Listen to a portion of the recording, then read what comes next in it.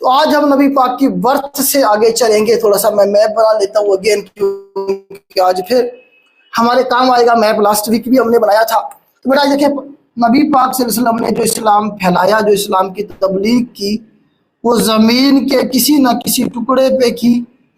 तो वो ज़मीन का जो टुकड़ा है वो क्या कहलाता है जी? वो कहलाता है हमारे पास अरेबियन पेनिनसुला, जजीरा नुमा अरब। जजीरा नुमा या अरेबियन पेनिनसुला के बारे में ऑलरेडी मैं आपको बता चुका हूँ। ज़मीन का ऐसा टुकड़ा होता है पेनिनसुला या जजीरा नुमा, जिसके 3 साइडों पे पानी होता है। इसका इधर भी हमारे पास पानी है। कौन सा पानी है? रेड सी है। यहाँ हमारे पास रेड सी है। इधर भी हमारे पास क्या है जी? पानी है, जिसे हमने क्या कहा था? Persian gulf. ये मैं आपको वर्ल्ड ज्योग्राफी में करवाऊंगा, बल्कि वर्ल्ड ज्योग्राफी में हम ये कर चुके हैं। और यहाँ पे हमारे पास ये जो है सारे का सारा ये इंडियन ओशन है। ये क्या? ये भी पानी है हमारे पास। यहाँ पे हमारे पास क्या? इंडियन ओशन है। नीचे से आपको नजर आ रहा है जी? नजर आना चाहिए। कोई इशू हो तो मुझे बताइएगा।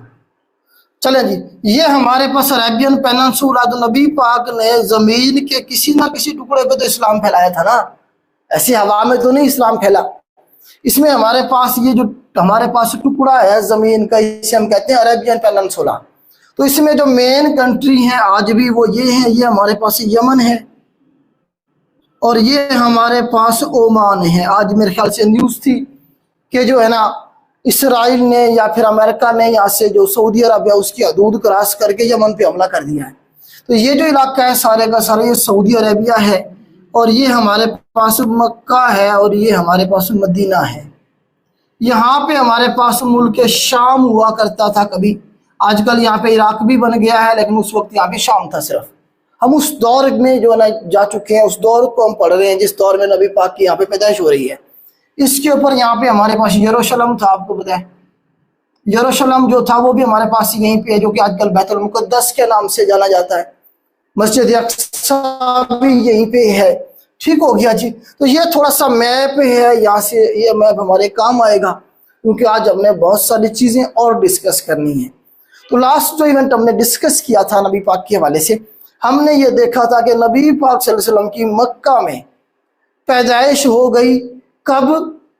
570 एडी के अंदर। 570 एडी कहा जाता है, और अगर इस्लामी कैलेंडर में देखें तो 12 रबीउल अव्वल कहा जाता है। तो ये उस दौर की बातें हैं। ठीक हो गया जी। 570 ठीक है बेटा। 71 और 70 पे हमने मुकम्मल डिस्कशन की थी, गपशप की थी कि इनमें से 70 ठीक रहेगा या फिर 71 ठीक रहेगा। ज्यादा जो रेफरेंस मिलते हैं ऑथेंटिक जो बुक्स हैं उनके मुताबिक 570 है। एडी की बात कर रहा हूं मैं। ठीक हो गया जी। लेकिन कुछ रेफरेंस ऐसे भी है जहाँ पे 571 को भी ठीक करता है। इस पर कंप्लीट हम डिस्कशन कर चुके हैं। ठीक हो गया जी। तो आपका जो नाम है मोहम्मद रखा गया, और आपका दूसरा नाम अहमद रखा गया। तो मोहम्मद सल्लल्लाहु अलैहि वसल्लम जो आपका नाम है, ये आपके दादा अब्दुल मुत्तलिब साहब, मीम से मैंने आपसे कहा था कि मोहम्मद याद रखेंगे, और मीम से आप मुत्तलिब साहब याद रखेंगे। इसी तरह से अलिफ से अहमद आप याद रखेंगे। दूसरा नाम नबी पाक सल्लल्लाहु अलैहि वसल्लम का क्या था? अहमद था। और आप सल्लल्लाहु अलैहि वसल्लम की वालिदा जो थी उनका क्या नाम था जी? हजरत आमना। अलिफ से आमना, और अलिफ से क्या होगा जी हमारे पास? अहमद। तो आप सल्लल्लाहु अलैहि वसल्लम का नाम जो अहमद है वो आपकी वालिदा हजरत आमना ने रखा था। ये सवाल बनता है। ठीक हो गया जी यहाँ तक। अब वो फिर पूछता है कुरान मजीद में कितनी बार जिक्र आया नबी पाक का? अहमद के तौर पे नबी पाक को 1 दफा बुलाया गया। अल्लाह पाक ने 1 दफा पुकारा है।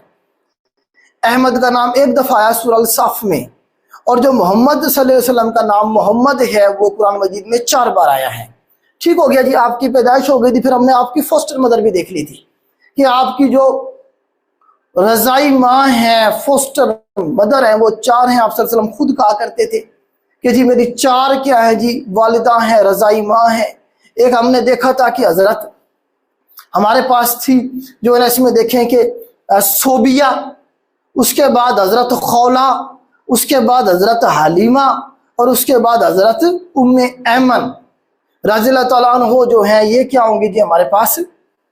4 फोस्टर मदर होंगी नबी पाक की। तो इनके बारे में सवाल बनते ही हैं, इनके बारे में हम डिस्कस कर, ये मैं बता रहा हूँ वो चीज़ें जो हमने लास्ट लेक्चर में कर ली हैं। अगर किसी बच्चे ने लास्ट लेक्चर नहीं लिया तो वो काइंडली जो है ना वो वाला लेक्चर सुन ले, जाके पढ़ा हुआ है हमारे चैनल पे। ठीक हो गया। आज हमने यहीं से अपनी बात शुरू करनी है। देखें अब यहाँ थोड़ा सा मैं आपको, देखें हमारा जो लेक्चर होता है बेटा एक तो कंसेप्ट बेस होता है, दूसरा स्टोरी के अंदर आपको जो टॉपिक है वो कवर करवाया जाता है ताकि आपको देर तक याद रह जाए। एज ए मुस्लिम भी हमें, एज ए मुस्लिम हमें नबी पाक सल्लल्लाहु अलैहि वसल्लम की जो जिंदगी है, जो नबी पाक सल्लल्लाहु अलैहि वसल्लम के हालात वाकयात थे उनका पता होना चाहिए। एज ए मुस्लिम भी जो है ना हमारा ये फर्ज बनता है कि हमें उसके बारे में पता हो। तो आज हम जो अपनी बात है बेटा शुरू करेंगे यहाँ से कि जो आपकी फोस्टर मदर थी, जिस तरह से नबी पाक की जब पैदाइश हो गई यहाँ पे मक्का के अंदर, तो आपका जो अकीका था वो 7 दिन के बाद किया गया था। उसी दौरान हजरत सोबिया ने आपको दूध पिलाया था और पहले 3 दिन हजरत आमना ने खुद नबी पाक सल्लल्लाहु अलैहि वसल्लम को दूध पिलाया। उसके बाद हजरत सोबिया को मौका मिला, उसके बाद फिर हजरत खौला को मौका मिला। इस तरह से मामला आगे चले। अब हम डिस्कस करेंगे हजरत हलीमा को, जरा हजरत हलीमा सादिया रज़ियल्लाहु अन्हा जो है इनके बारे में डिस्कस करेंगे। हजरत लिखें जरा, हजरत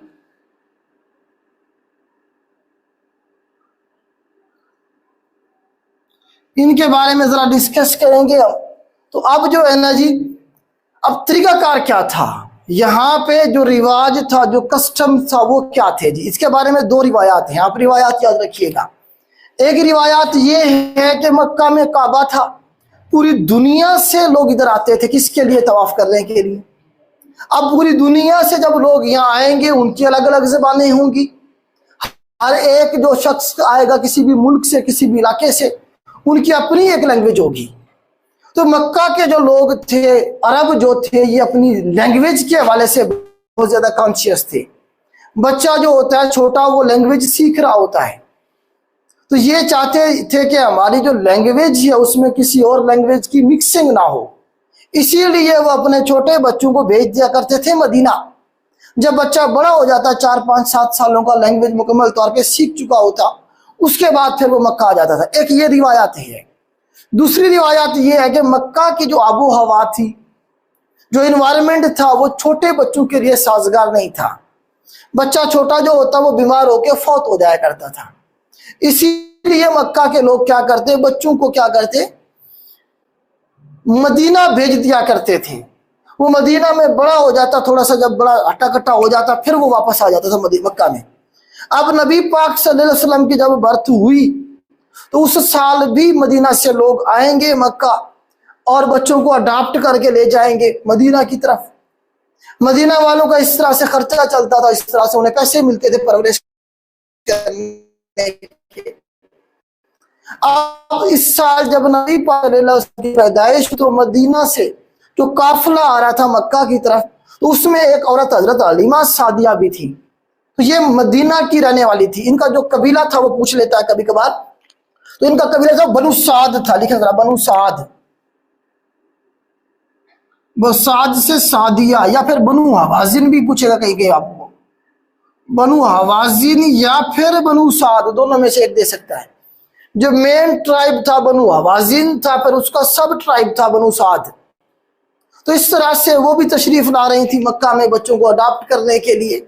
अब कहा यह जाता है कि काफिला जो था वो जल्दी जल्दी कोशिश करेगा मक्का पहुंच के, जो अमीर अमीर लोग हैं उनके बच्चों को अडॉप्ट करने की कोशिश करेगा ताकि ज्यादा पैसे मिले। जबकि हजरत हलीमा साहिबा जो थी, इनकी जो ऊंट था या ऊंटनी जो थी वो बीमार थी, वो लंगड़ी थी, वो मतलब है कि तेज नहीं दौड़ सकती थी। काफिला जल्दी जल्दी मक्का पहुंच गया, अमीर अमीर बच्चों को अडॉप्ट कर लिया गया। ठीक हो गया जी। हजरत हलीमा जो थी वो बहुत लेट पहुंची। जब वो इधर पहुंची मक्का में, तो उस वक्त काफिला बच्चों को अडॉप्ट करके वापस भी निकल पड़ा था मदीना के लिए। हजरत हलीमा साहिबा को बताया गया कि जी एक बच्चा है अभी भी, अगर आप अडॉप्ट करना चाहें तो कर ले, वो यतीम है, उसका वालिद नहीं है। तो नबी पाक सल्लल्लाहु अलैहि वसल्लम के बारे में बात हो रही है। तो हजरत हलीमा ने कहा चलो अब मक्का इतनी दूर आई हूं मैं सफर करके, कुछ ना होने से कुछ होना बेहतर है। क्योंकि एक आइडिया था लोगों को कि जो यतीम होता है उसका बाप तो है नहीं, और फिर बाकी रिश्तेदार पता नहीं हमें कुछ देते हैं या नहीं देते हैं, ज्यादा पैसे नहीं मिलेंगे, वो इस तरह का माइंडसेट था। तो इस तरह से हजरत हलीमा जो है वो जाके क्या करती हैं, अब्दुल मुतलिब साहब से बातचीत करती हैं और 2 साल के लिए, कितने साल के लिए बेटा लिखे जरा, 2 साल के लिए इनका मुआहदा हो जाता है नबी पाक को अपने पास रखने का। किसे क्या? हजरत हलीमा साहिबा का और अब्दुल मुत्तलिब साहब का। इस तरह से हजरत हलीमा जो भी पैसे फाइनल हुए उस वक्त, और 6 महीने के बाद हजरत हलीमा ने बच्चे को मक्का आके अब्दुल मुत्तलिब साहब उनकी फैमिली के साथ मिलवाना था। अब मुआहदा हो गया, 2 साल के लिए ले गई हजरत हलीमा, चल पड़ी मदीना की तरफ। तो रास्ते में ही हजरत हलीमा को आइडिया हो गया कि जी बच्चा जो है ना ये कोई मामूली बच्चा नहीं है। कहा यह जाता है कि ऊंट जो था वो ठीक हो गया और उसने दौड़ लगा दी। अभी वो काफिला जो पहले से यहाँ से निकल चुका था, मदीना पहुंचा नहीं था, हजरत हलीमा की जो ऊँटनी थी वो क्रॉस करके उन्हें मदीना पहुंच जाती है उनसे पहले। तो सारे परेशान होते हैं कि क्या हुआ है, ये तो वही नहीं है लंगड़ी ऊँटनी थी जिसकी हलीमा की। तो इस तरह से जो है ना जी हजरत हलीमा साहिबा जो है मदीना पहुंच जाती हैं, और जब घर जाती हैं तो उनके जानवर भी कहा जाता है कि कमजोर थे, कोई दूध देता था कोई नहीं देता था। तो उनके हालात भी कुछ अच्छे नहीं थे फाइनेंशियली हजरत हलीमा साहिबा के। लेकिन जैसे ही नबी पाक सल्लल्लाहु अलैहि वसल्लम पहुंचे मदीना, तो कहा यह जाता है कि हलीमा के जो हालात थे वो अच्छे होना शुरू हो गए। उनके जानवर चर के आते ठीक ठाक और ज्यादा दूध देते, जो बच्चे हुए वो भी ज्यादा हुए, इस तरह से बकरियों के जानवरों के। इस तरह से चंद ही दिनों में, चंद ही महीनों में जो है ना जी हजरत हलीमा जो थी मदीना की अमीर तरीन औरतों में उनका शुमार होने लगा। अब जब खुशी होती है, अच्छे हालात होते हैं, तो आपको पता है कि अच्छा जो टाइम होता है उसका गुजरते हुए टाइम का पता नहीं चलता। तो 2 साल का पता ही नहीं चला से खत्म हो गए।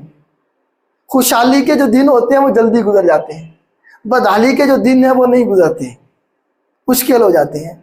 तो हजरत हलीमा साहिबा को डर हुआ कि यार कहीं जो है ना ये जो सारी खुशहाली है इस बच्चे की वजह से है, कहीं ऐसा ना हो कि अब 2 साल मुकम्मल हो गए हैं, मैं जो है ना जी वापस कर दूं अगर बच्चे को, तो कहीं मेरी ये खुशहाली सारी खत्म ना हो जाए, मेरे पहले जैसे हालात ना हो जाएं। तो वो दोबारा से 2 साल जैसे मुकम्मल हुए पहुंची अब्दुल मुत्तलिब साहब के पास और उन्हें कहा कि जी मैं आपके बच्चे को 2 साल और रखना चाहती हूँ, और वो भी free of cost. Free of cost में आपके बच्चे की 2 साल और खिदमत करना चाहती हूँ। तो अब्दुल मुत्तलिब साहब ने कहा ठीक है, अच्छी बात है, अगर आप रखना चाहती हैं वो भी फ्री ऑफ कास्ट तो रखें। तो इस तरह से 2 साल का पहले मुआहदा हुआ था, अब 2 साल का फिर हो गया मुआहदा। तो टोटल कितने साल हो गए? 4 साल हो जाएंगे जी। तो 4 साल नबी पाक अपनी वालदा हजरत हलीमा साहिबा के पास रहेंगे, 4 साल तक। सवाल कमीशन में ये बनेगा कि हजरत हलीमा साहिबा ने नबी पाक सल्लल्लाहु अलैहि वसल्लम की कितने साल तक खिदमत की, कितने साल तक परवरिश फरमाई? तो 4 साल याद रखिएगा नबी पाक सल्लल्लाहु अलैहि वसल्लम मदीना में रहे, और किन के पास रहे? हजरत हलीमा साहिबा के पास रहे। तो ये हजरत हलीमा साहिबा क्या है जी? नबी पाक की फोस्टर मदर है। इनके खामंद का नाम था हजरत हारिस। हजरत हारिस, तो हजरत हारिस नबी पाक के क्या हुए? फोस्टर फादर होंगे, रजाई बाप होंगे। फिर इनके बच्चे थे, बेटे का नाम था अब्दुल्ला और बेटी का नाम था शीमा, हजरत शीमा। इस तरह से तो नबी पाक के रजाई भाई कौन हुए? अब्दुल्ला साहब हुए, और रजाई सिस्टर कौन हुई? शीमा हुई। ताल्लुक किससे है इनका? बनु साद के साथ या फिर बनु हवाजिन के साथ। अब यहां तक तो आपको बात मेरी समझ आ गई होगी, उम्मीद करता हूं। अब आगे चल के क्या होगा? आगे ये होगा कि एक दिन नबी पाक सल्लल्लाहु अलैहि वसल्लम अब्दुल्ला साहब के साथ खेल रहे थे बाहर। 4 साल अब तकरीबन होने वाले हैं आपको, किन के साथ? हजरत हलीमा साहिबा के पास 4 साल होने वाले हैं। तो एक दिन नबी पाक खेल रहे हैं बाहर अब्दुल्ला साहब के साथ।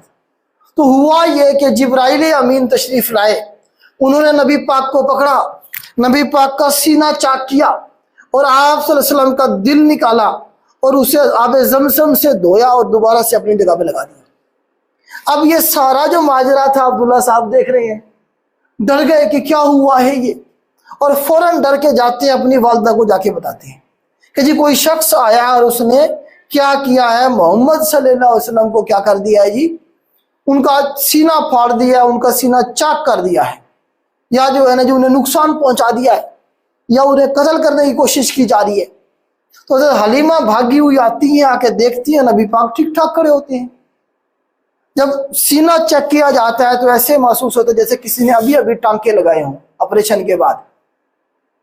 तो इस तरह से जो है नबी पाक का जो सीना चाक किया गया पहली दफा, शक्कुल सुदूर कहेंगे इसे हम, सुदूर सीना, शक्कुल सुदूर का जो वाकया था नबी पाक का पहली दफा कब हुआ नबी पाक के साथ, जब नबी पाक 4 साल के थे। ये सवाल बना है। तो 4 साल की उम्र में नबी पाक सल्लल्लाहु अलैहि वसल्लम का सीना चाक किया गया और आपके दिल को आबे ज़मज़म से धोया गया ताकि दुनिया के जो आलाइश हैं वो उससे दूर कर दी जाएं। तो इस तरह से हज़रत हलीमा जो है वो डर जाएंगी कि कहीं अगर खुदा ना खास्ता बच्चे को कुछ हो गया तो मैं क्या जवाब दूंगी अब्दुल मुत्तलिब साहब को, मेरे पास ये अमानत है, मैं अमानत को कैसे वापस करूंगी। तो वो डर जाती हैं और आप फौरन पहुंचती है मक्का नबी पाक को लेके और अब्दुल मुत्तलिब साहब के हवाले कर देती हैं और उन्हें कहती हैं कि जी आप अपनी अमानत अपने पास रखें और मुझे ही माफ़ कर दें, मुझे इजाज़त दे दें, मैं मज़ीद आपके बच्चे को अपने पास नहीं रख सकती।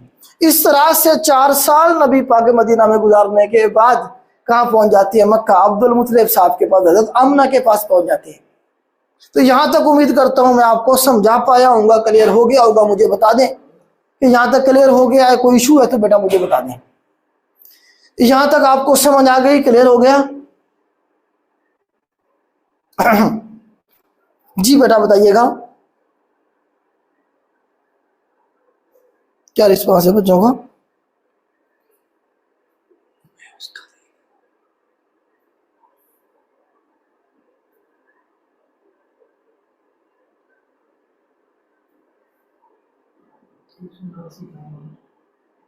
जी बेटा बताइएगा,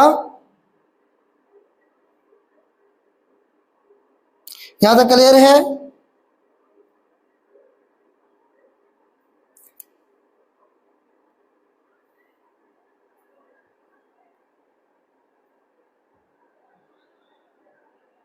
चले बेटा आगे शुरू करते हैं। अगर यहां तक ओके है तो ठीक हो गया, आगे चलते हैं, आगे चलते हैं। मैं बेटा इसे रेज करता हूं, अब आगे चलते हैं। अब बात मैंने आपको ये समझाई कि नबी पाक सल्लल्लाहु अलैहि वसल्लम को 4 साल तक किसने रखा और कहाँ रहे आप? मदीना में रहे। किनके पास रहे? हजरत हलीमा सादिया के पास रहे। अब जब 4 साल मुकम्मल हो गए तो आप दोबारा से किधर पहुंच गए? मक्का पहुंच गए। किनके पास? अब्दुल मुत्तलिब साहब के पास और हजरत आमना साहिबा के पास। तो अब आगे चल के मजीद, मतलब नबी पाक की एज 4 साल थी, नबी पाक की एज 4 साल थी। नबी पाक जब 4 साल के हुए तो आप वापस मक्का आ चुके हैं अपनी वालदा साहिबा के पास। 4 साल से लेकर 6 साल तक, जब आपकी एज 6 साल की होगी, मतलब कितने साल है? ये भी 2 साल है। जब आपकी एज कितनी होगी जी? 6 साल होगी। तो ये जो 2 साल थे दरमियान वाले, ये जो थे, इनमें आपकी जो परवरिश है वो किसने की? आपकी वालदा हजरत आमना कर रही हैं। हजरत आमना जो है क्या कर रही हैं जी? आपकी परवरिश कर रही हैं, आपकी खिदमत कर रही हैं। तो सवाल ये बनेगा कि हजरत आमना जो है उन्होंने नबी पाक की परवरिश कितने सालों तक की? तो 2 सालों तक। जैसे ही नबी पाक 6 साल के होंगे, जैसे ही नबी पाक 6 साल के हुए तो एक दिन प्लान ये बनाएंगे, अब्दुल मुत्तलिब साहब, हजरत आमना साहिबा और साथ में जो है ना जी उम्मे ऐमन साहिबा और साथ में नबी पाक सल्लल्लाहु अलैहि वसल्लम, 4 लोग ये जाएंगे मक्का से मदीना दोबारा वापस। कहाँ पे? अब्दुल्ला साहब की कब्र पे हाजिरी देने के लिए। मतलब नबी पाक के जो वालिद साहब थे, लास्ट लेक्चर में हमने पढ़ा था कि वो मदीना में ही फौत हो गए थे, मदीना में उन्हें दफन किया गया था। आज भी सवाल बनता है कि उनकी जो कब्र मुबारक है किधर है? मदीना में है। तो अब इनका प्लान ये बनता है कि जी हम जाते हैं यहाँ से मदीना, रिश्तेदारों को भी मिल लेंगे और जो है ना जी कब्र पे भी हम हाजिरी दे लेंगे अब्दुल्ला साहब की। तो जैसे ही नबी पाक 6 साल के हुए तो यहाँ से हजरत आमिना, हजरत अब्दुल मुत्तलिब साहब और साथ में उम्मे ऐमन और साथ में नबी पाक यहाँ से जाएंगे मदीना, जाके हाजिरी देंगे। कहाँ पे? मदीना में अब्दुल्ला साहब की कब्र पे। और उसके बाद जो है ना क्या होगा जी, हजरत आमना साहिबा की तबीयत खराब हो जाएगी, वो थोड़े से बीमार हो जाएंगी और वो कोशिश करेंगे दोबारा मक्का आने की, लेकिन नहीं आ पाएंगे। तो हजरत आमना जो होगी उनकी यहीं पे डेथ हो जाएगी, वफात हो जाएगी, पर उन्हें मदीना में ही दफन कर दिया गया। अब वहाँ के मकाम पे उनकी कब्र मौजूद है तो मदीना में ही काउंट करेंगे। तो आप सल्लल्लाहु अलैहि वसल्लम के जो वालिद साहब है वो भी मदीना में है, आप सल्लल्लाहु अलैहि वसल्लम की जो वालदा साहिबा हैं वो भी मदीना में दफन है। तो कितने सालों तक अब आप रहे अपनी वालदा के पास? 2 सालों तक। जब 6 साल के सवाल ये भी बनेगा कि आप सल्लल्लाहु अलैहि वसल्लम की एज कितनी थी जब आपकी वालदा की डेथ हुई? तो आप सल्लल्लाहु अलैहि वसल्लम उस वक्त 6 साल के थे। 2 साल तक आपकी परवरिश आपकी वालदा ने की है, 4 साल तक हज़रत हलीमा ने की थी। तो इस तरह से आपकी वालदा भी इस दुनिया से चली गई। अब किसकी जिम्मेदारी होगी? नबी पाक की परवरिश की। तो अब जिम्मेदारी होगी किसकी? अब्दुल मुत्तलिब साहब की। अब्दुल मुत्तलिब साहब और हजरत उम्मे ऐमन साहिबा, 2 ही लोग बचे ना फैमिली में से। अब 6 साल से लेके 8 साल तक, जब नबी पाक 6 से कितने साल के हो जाएंगे? 8 सालों के हो जाएंगे। तो उस वक्त क्या होगा जी? तो उस वक्त तक आप जो है ना अपने दादा अब्दुल मुत्तलिब साहब के पास रहेंगे। तो ये भी कितने साल बनते हैं? 2 साल। 2 साल अब्दुल मुत्तलिब साहब जी कौन है जी? अब्दुल मुत्तलिब साहब जो है ना जी, इनके पास रहेंगे जब आपकी एज 8 साल होती है। तो उस वक्त आपके दादा अब्दुल मुत्तलिब साहब भी इस दुनिया से चले जाते हैं। अब्दुल मुत्तलिब साहब भी इस दुनिया से चले गए। सवाल ये बनेगा कि जब आप सल्लल्लाहु अलैहि वसल्लम के दादा जो थे वो फौत हुए तो उस वक्त आपकी एज कितनी थी? तो उस वक्त आप 8 सालों के थे। फिर वही अगेन सवाल कि आपके दादा अब्दुल मुत्तलिब साहब ने आपको कितने अरसे तक परवरिश की, कितने अरसे तक आपको पाला, देखभाल की आपकी? तो आपके ने भी 2 साल तक की। तो 8 सालों तक का तरतीब से जो इवेंट है मैंने आपको बता दिए हैं। अब जब हम इससे आगे चलेंगे तो अब जिम्मेदारी किसकी होगी नबी पाक की परवरिश की? अब जिम्मेदारी होगी आपके चचा अबू तालिब साहब की, जो कि हजरत अली साहब के क्या है जी? वालिद थे। अबू तालिब साहब जो है ना आपकी परवरिश की जिम्मेदारी लेंगे। उम्मे ऐमन साहिबा तो साथ है ही है ना, लेकिन मर्दों में अगर बात करेंगे तो अबू तालिब साहब अब जिम्मेदारी लेंगे। 8 साल से लेके जब तक अबू तालिब साहब के आगे चल के पढ़ेंगे, वफात भी उनके बारे में अब आगे चल के अब देखेंगे नबूवत के 10वें साल में। तो ये जो सारा टेन्योर है तकरीबन ये बनेगा 10 साल वो बन जाएंगे और तकरीबन 38 साल के करीब बनेंगे, 38 साल 40 साल बनेंगे। फिर आगे चल के जो बाकी जिंदगी अबू तालिब साहब आपको संभालेंगे।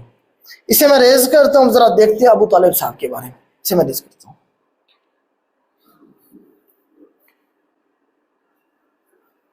जी। अब जो है ना जी नबी पाक रह रहे हैं जी 8 साल के बाद अबू तालिब साहब के पास। अबू तालिब साहब के पास रहेंगे आप। और अबू तालिब साहब के बारे में याद रखिएगा, इनका असल नाम पूछा जाता है। इनका जो असल नाम है बेटा हमारे पास इमरान है जी, इमरान। इमरान भी इनका असल नाम है और अब्दे मनाफ भी कहते हैं इन्हें। अब्दे मनाफ भी पूछा गया बेटा एक पेपर में, पीपीएससी के एक पेपर में पूछा गया था। अब्दे मनाफ भी इन्हीं को कहेंगे। असल नाम इनका वैसे इमरान था। ये हजरत अली साहब के क्या थे जी? वालिद थे। नबी पाक के क्या है? चचा हैं। नबी पाक के क्या है बेटा? ये चचा हैं। तो 8 साल से आगे अनवर्ड चलेंगे। अब आगे चलेंगे तो जब नबी पाक की एज 12 साल होगी उसका इवेंट पूछा जाएगा। ये बेटा हम देख रहे हैं सारी चीजें 1 पेपर का जो कमीशन का एग्जाम होता है उसके हवाले से, वो सारे इवेंट हम एक स्टोरी की शक्ल में डिस्कस करने की कोशिश कर रहे हैं, जो कि हमारे पास क्या है जी? नबी पाक की जिंदगी में जो वाकये हुए। 8 साल के बाद 12 साल का इवेंट याद रखिएगा। जब आपकी एज 12 साल हुई तो पहला इवेंट क्या क्या होगा जी? वो शाम का सफर होगा। नबी पाक ने पहला जो सफर किया शाम का, वो कब किया? सवाल ये बनेगा। उस वक्त आपकी ये सवाल है वो था पिछले दिनों पेपर में कि आप सल्लल्लाहु अलैहि वसल्लम ने, ये शाम है, मुल्क शाम है, मैंने आपको बताया था कि मक्का के अंदर जो जरिया मुआश है, जो खाने पीने का वसाइल का जरिया है, वो क्या? तिजारत है। मक्का के लोग जाएंगे, समर में सीरिया शाम जाया करते थे तिजारत के लिए, और विंटर में यमन जाया करते थे। 2 बड़ी मार्केट थी उस दौर में। तो ये भी तिजारत करेंगे अब अबू तालिब साहब भी। तो अबू तालिब साहब जो है क्या करेंगे जी? अपने भतीजे को, भतीजा हुआ ना नबी पाक, क्या हो? भतीजे हो जाएंगे। तो अपने भतीजे को अपने साथ ले जाएंगे शाम तिजारत के लिए। चलो भाई बच्चा थोड़ा सा खानदानी काम है, तिजारत करना सीख जाएगा। तो इस तरह से नबी पाक सल्लल्लाहु अलैहि वसल्लम ने पहली दफा शाम का सफर किया। 12 साल की उम्र में ये सवाल बनेगा। किसके साथ गए? अपने चचा अबू तालिब साहब के साथ गए। अब जब गए हैं वहां पे, अभी तो नबी पाक छोटे थे, तो रास्ते में एक इवेंट होगा और वो होगा हमारे पास बहीरा का। लिखे जरा, बहीरा। बहीरा बहीरा का असल नाम था जर्जीस। जर्जीस था, असल नाम क्या था? जर्जीस था। इसके बारे में आता है कि ये जो है ना जी ईसाई था, ईसाई राहिब था ये। तो ये जो है ना जी देखता है बहीरा क्या जी, एक काफिला जा रहा है, उस काफिले को जो है ना जी क्या है जी, कहीं पे दरख्त सजदे कर रहे हैं, झुके हुए हैं, कहीं पे बादल साया कर रहा है। तो इस तरह की चीजें ये नोट करता है जर्जीस बहीरा, उस काफिले के पीछे पीछे जा रहा होता है। उस काफिले में वो सारी चीजें देखता है जो कि जर्जीस ने पढ़ी होती है अपनी किताबों में, कि एक नबी आएगा और उसकी ये निशानियां होंगी। तो वो जाता है, काफिले को जाके मिलता है, वहां जाके कोशिश करता है लोगों से दरियाफ्त करने की कि तुम में से अहमद कौन है। कहते हम में से तो कोई अहमद नहीं है, क्योंकि नबी पाक का जो नाम मशहूर हो चुका था वो क्या था जी? मोहम्मद सल्लल्लाहु अलैहि वसल्लम मशहूर हो चुका था, सारे उसी के नाम से जानते थे।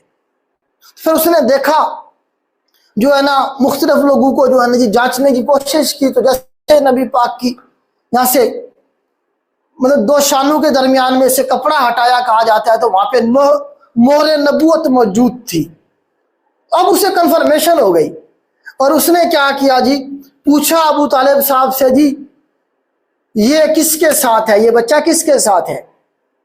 तो अबू तालिब साहब ने कहा कि जी ये मेरा बेटा है। तो जर्जीस के बारे में आता है कि बहीरा ने कहा कि नहीं, ये आपका बेटा नहीं है, आप झूठ बोल रहे हैं। हमारी बुक्स में बताया ये गया था कि जो बच्चा इस तरह का पैदा होगा जो आगे चल के नबी बनेगा, वो तो यतीम होगा, उसको तो बाप होगा ही नहीं दुनिया में। आप कैसे कह रही हैं जी आप इसके वालिद हैं? तो तब अबू तालिब साहब ने कहा कि ये मेरा बेटा नहीं है, लेकिन मेरे बेटू जैसा है।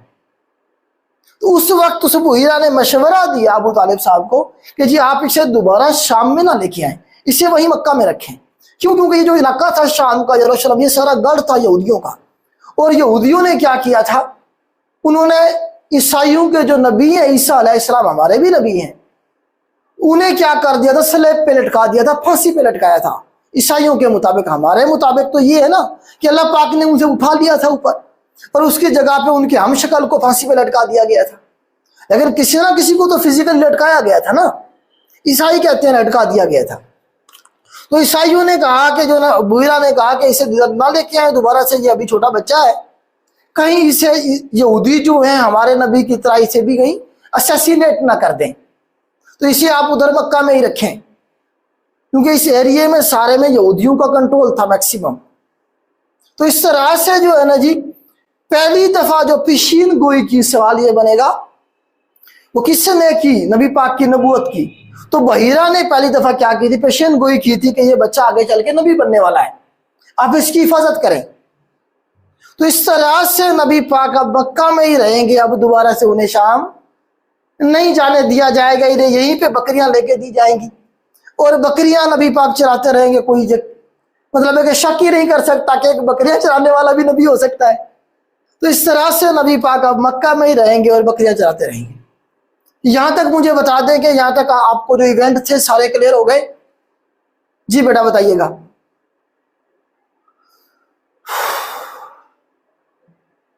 जी क्या कह रहे हैं बच्चे, यहां तक क्लियर है? चले इसे मैं रेज करता हूं। अब जरा देखते हैं नेक्स्ट इवेंट कौन सा पूछा जाएगा आपसे। इसके हवाले से, नबी पाक सल्लल्लाहु अलैहि वसल्लम की जिंदगी के हवाले से नेक्स्ट इवेंट कौन सा पूछा जा सकता है? वो पूछा जाएगा कि जब आप सल्लल्लाहु अलैहि वसल्लम की जो एज है वो 15 साल होगी। देखिए जरा, जब आप सल्लल्लाहु अलैहि वसल्लम कितने सालों के हुए जी? 15 सालों के हुए, तो उस वक्त एक इवेंट होगा, एक जंग होगी। उस जंग के बारे में सवाल बनेगा, उसका नाम है हर्बे फुज्जार। हर्बे फुज्जार, हरब कहते हैं जंग, और फुज्जार जो है ना जी फजर की जमा है, आपको पता है हर्बे फुज्जार। ये जंग थी पूरी की पूरी, इसमें मक्का के कुछ कबीले आपस में लड़ पड़े थे।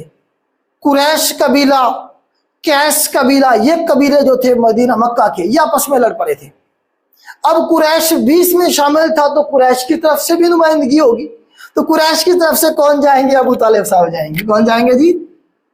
अबू तालिब साहब जो थे, अब ये आगे बानी हुए थे। अब्दुल मुत्तलिब साहब के बाद मक्का के मुतवल्ली अबू तालिब साहब बने थे। तो अबू तालिब साहब जा रहे होते हैं, 15 साल की एज के नबी पाक हो चुके होते हैं, तो फिर वो अपने साथ अपने भतीजे को ले जाते हैं।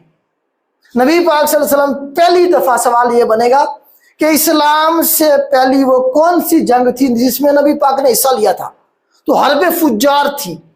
या उस वक्त आपकी एज कितनी थी, ये सवाल बनते हैं। आप सल्लल्लाहु अलैहि वसल्लम उस वक्त 15 सालों के थे। आप सल्लल्लाहु अलैहि वसल्लम की एज कितनी थी? 15 साल थी। तो हर्ब फुज्जार में अबू तालिब साहब बड़े जबरदस्त किस्म के तीरंदाज थे। तो नबी पाक सल्लल्लाहु अलैहि वसल्लम 15 सालों के हैं, अभी तलवार के साथ बाकायदा नहीं लड़ सकते, लेकिन अपने चचा अबू तालिब साहब की हेल्प कर रहे थे। क्या हेल्प कर रहे थे? उन्हें तीर निकाल निकाल के दे रहे थे और अबू तालिब साहब तीर चलाते जा रहे थे।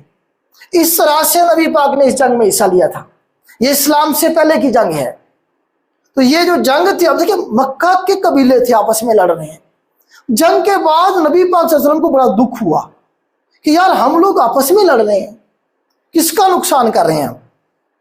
तो इन्होंने नबी पाक सल्लल्लाहु अलैहि वसल्लम ने अपने चचा हजरत जुबैर को कन्विंस किया कि यार ये जो मामला है इसे क्लोज करवाएं, इस जंग को खत्म करवाएं। ये जो जंग थी ना, ये हर साल लड़ी जाती थी, अरब के कबाइल हर साल लड़ते थे और ये मुकद्दस महीनों में लड़ी जाती थी। मुकद्दस महीने कौन कौन से हैं? 4 हैं।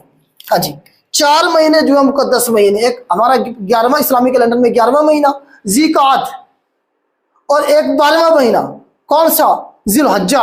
2 हो गए। तीसरा इसके बाद वाला पहला, 11वां 12वां पहला, 3 तरतीब के साथ 11वां 12वां पहला, ज़िकात, जिलहज्जा और मुहर्रम, ये 3 मुकद्दस महीने इकट्ठे हैं। चौथा हमारे पास है रजब, 7वां महीना। तो ये 4 मुकद्दस महीने समझे जाते थे। तो इन्हीं में ये लड़ते थे और कई सालों से इनकी जंग चलती आ रही थी, दुश्मनी चलती आ रही थी। तो इस तरह से नबी पाक ने अपने चाचा हजरत जुबैर साहब को कन्विंस किया कि जिस जंग को खत्म करवाया जाए। तो हजरत जुबैर साहब ने बातचीत की लोगों से, और एक मुआहिदा पहले से मौजूद था मक्का वालों के दरमियान में। उस मुआहिदे का नाम था हल्फ फजूल। लिखे जरा, हल्फ अल फजूल के नाम से मुआहिदा, ये बहुत अरसे से मौजूद था लेकिन अब डेड हो चुका था। हल्फ का मतलब मुआहिदा, हलफ। फजूल है फजल की जमा। जो लोग थे सरबराहान थे कबीलों के, उनका नाम फजल था। फजल नामी लोगों के दरमियान में ये मुआहिदा हुआ था। तो फजल की जमा फजूल है। ठीक, वो वाला फजूल नहीं है जो आप समझ रहे हैं। ठीक हो गया जी। तो इस तरह से ये मुआहिदा हुआ। इसके में क्या हुआ? जंग बंदी हुई, मुकम्मल तौर पे अमन हो गया मक्का में। तकरीबन 4 साल तक ये जंग चलती रही थी हर्ब फुज्जार। उसके बाद हल्फ फजूल का मुआहिदा करवाया नबी पाक के चचा हजरत जुबैर साहब ने। तो इस तरह से देखिए नबी पाक की देखिए विजन को देखें आप। अभी 15 सालों के हैं, तो आप सल्लल्लाहु अलैहि वसल्लम क्या कर रहे हैं? अमन की बात कर रहे हैं। कह रहे हैं कि यार क्यों लड़ रहे हैं हम आपस में, हमें अमन से रहना चाहिए। तो नबी पाक की जो पर्सनैलिटी थी अमन की तरफ, जो इस्लाम का रुझान है या जो इस्लाम हमें सिखाता है, या नबी पाक की जिंदगी से जो हम सीखते हैं कि नबी पाक क्या कर रहे हैं? अमन की तरफ। अभी मतलब अपना इतना बड़ा रोल नहीं प्ले कर सकते, अभी बच्चे हैं, लेकिन उसके बावजूद भी जितना कंट्रीब्यूशन वो कर सकते थे कर रहे हैं। तो इस तरह से ये इवेंट हो जाएगा। हर्ब फुज्जार भी क्लियर हो गया, हल्फ फजूल भी आपको क्लियर हो गया होगा। यहां तक मुझे बता दें, इसके बाद हम आगे चल के देखेंगे जब नबी पाक सल्लल्लाहु अलैहि वसल्लम दोबारा से मक्का से शाम जाएंगे तो कितने साल की उम्र में जाएंगे, फिर नबी पाक की शादी होगी, वो जरा हम देखेंगे। उसके बाद नबी पाक के बच्चे होंगे, वो देखेंगे। उसके बाद फिर हम आगे चलेंगे इस तरह से। यहां तक मुझे बता दें, हो गया क्लियर? इसे मैं रेज करता हूं। जी बेटा बताइएगा। इसे मैं रेज करता हूं।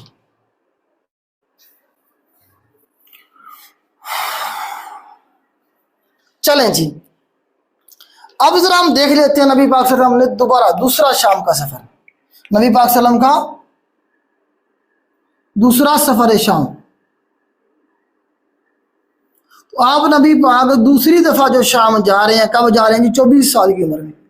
आप सल्लल्लाहु अलैहि वसल्लम कब हैं जी? जब 24 साल के हो रहे हैं, तो आप जरा थोड़े से जवान हो गए हैं, अपनी हिफाजत करना जानते हैं। अब नबी पाक सल्लल्लाहु अलैहि वसल्लम दोबारा जाएंगे शाम के सफर पे। क्यों जाएंगे? सवाल ये है।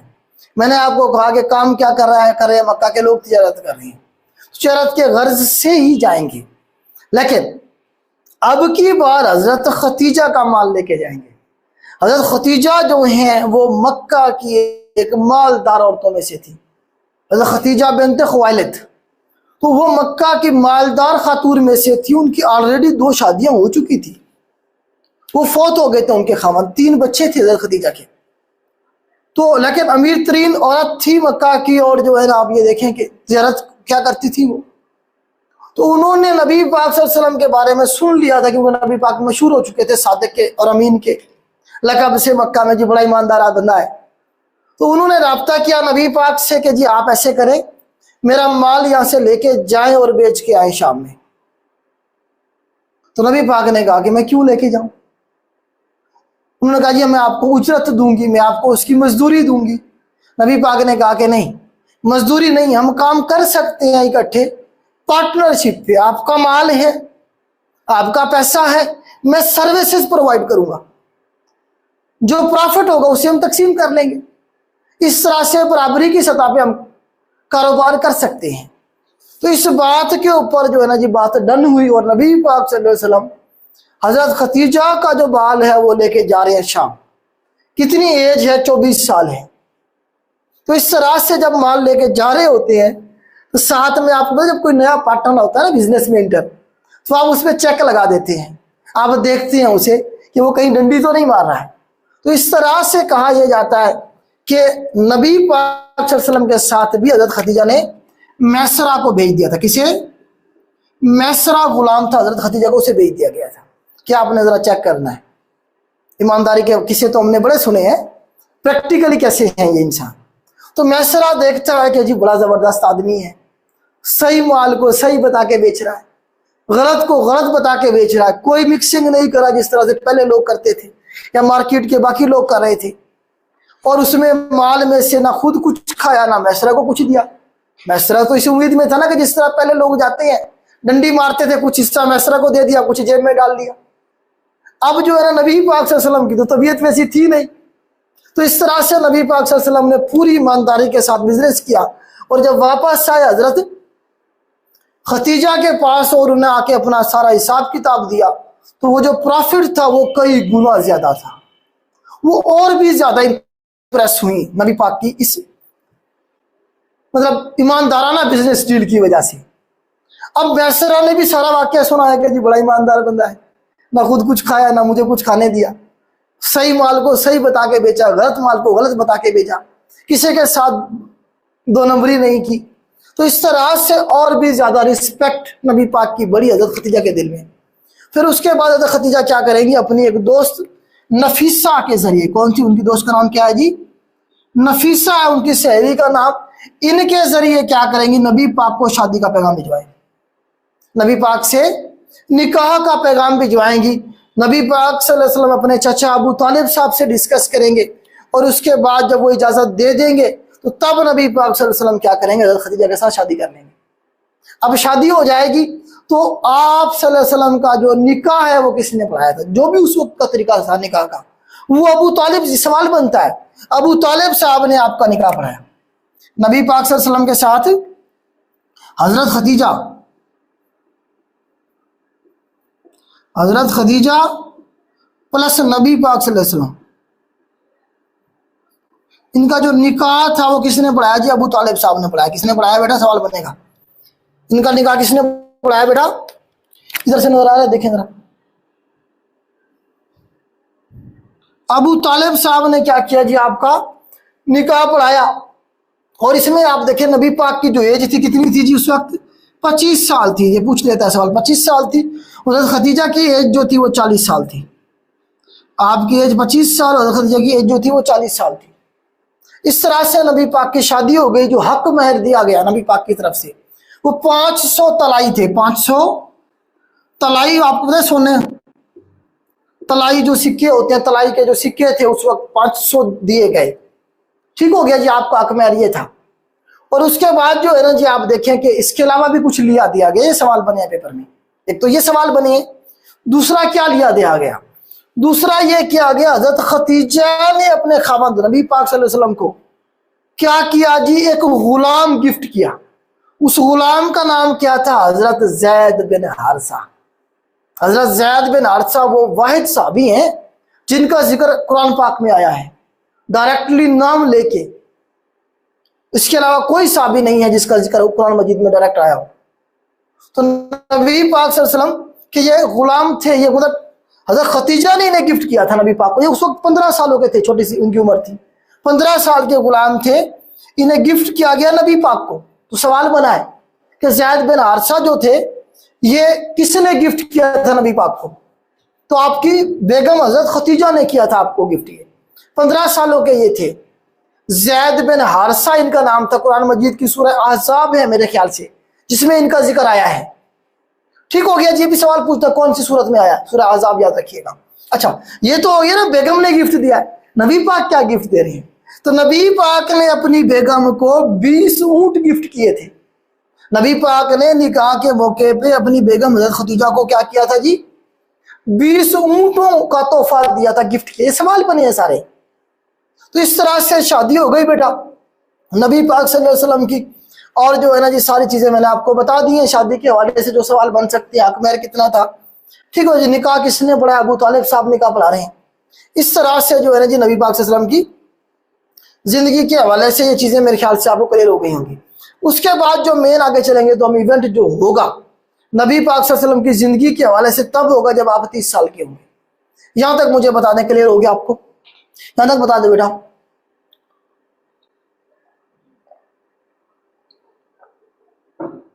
जी बेटा बताइएगा।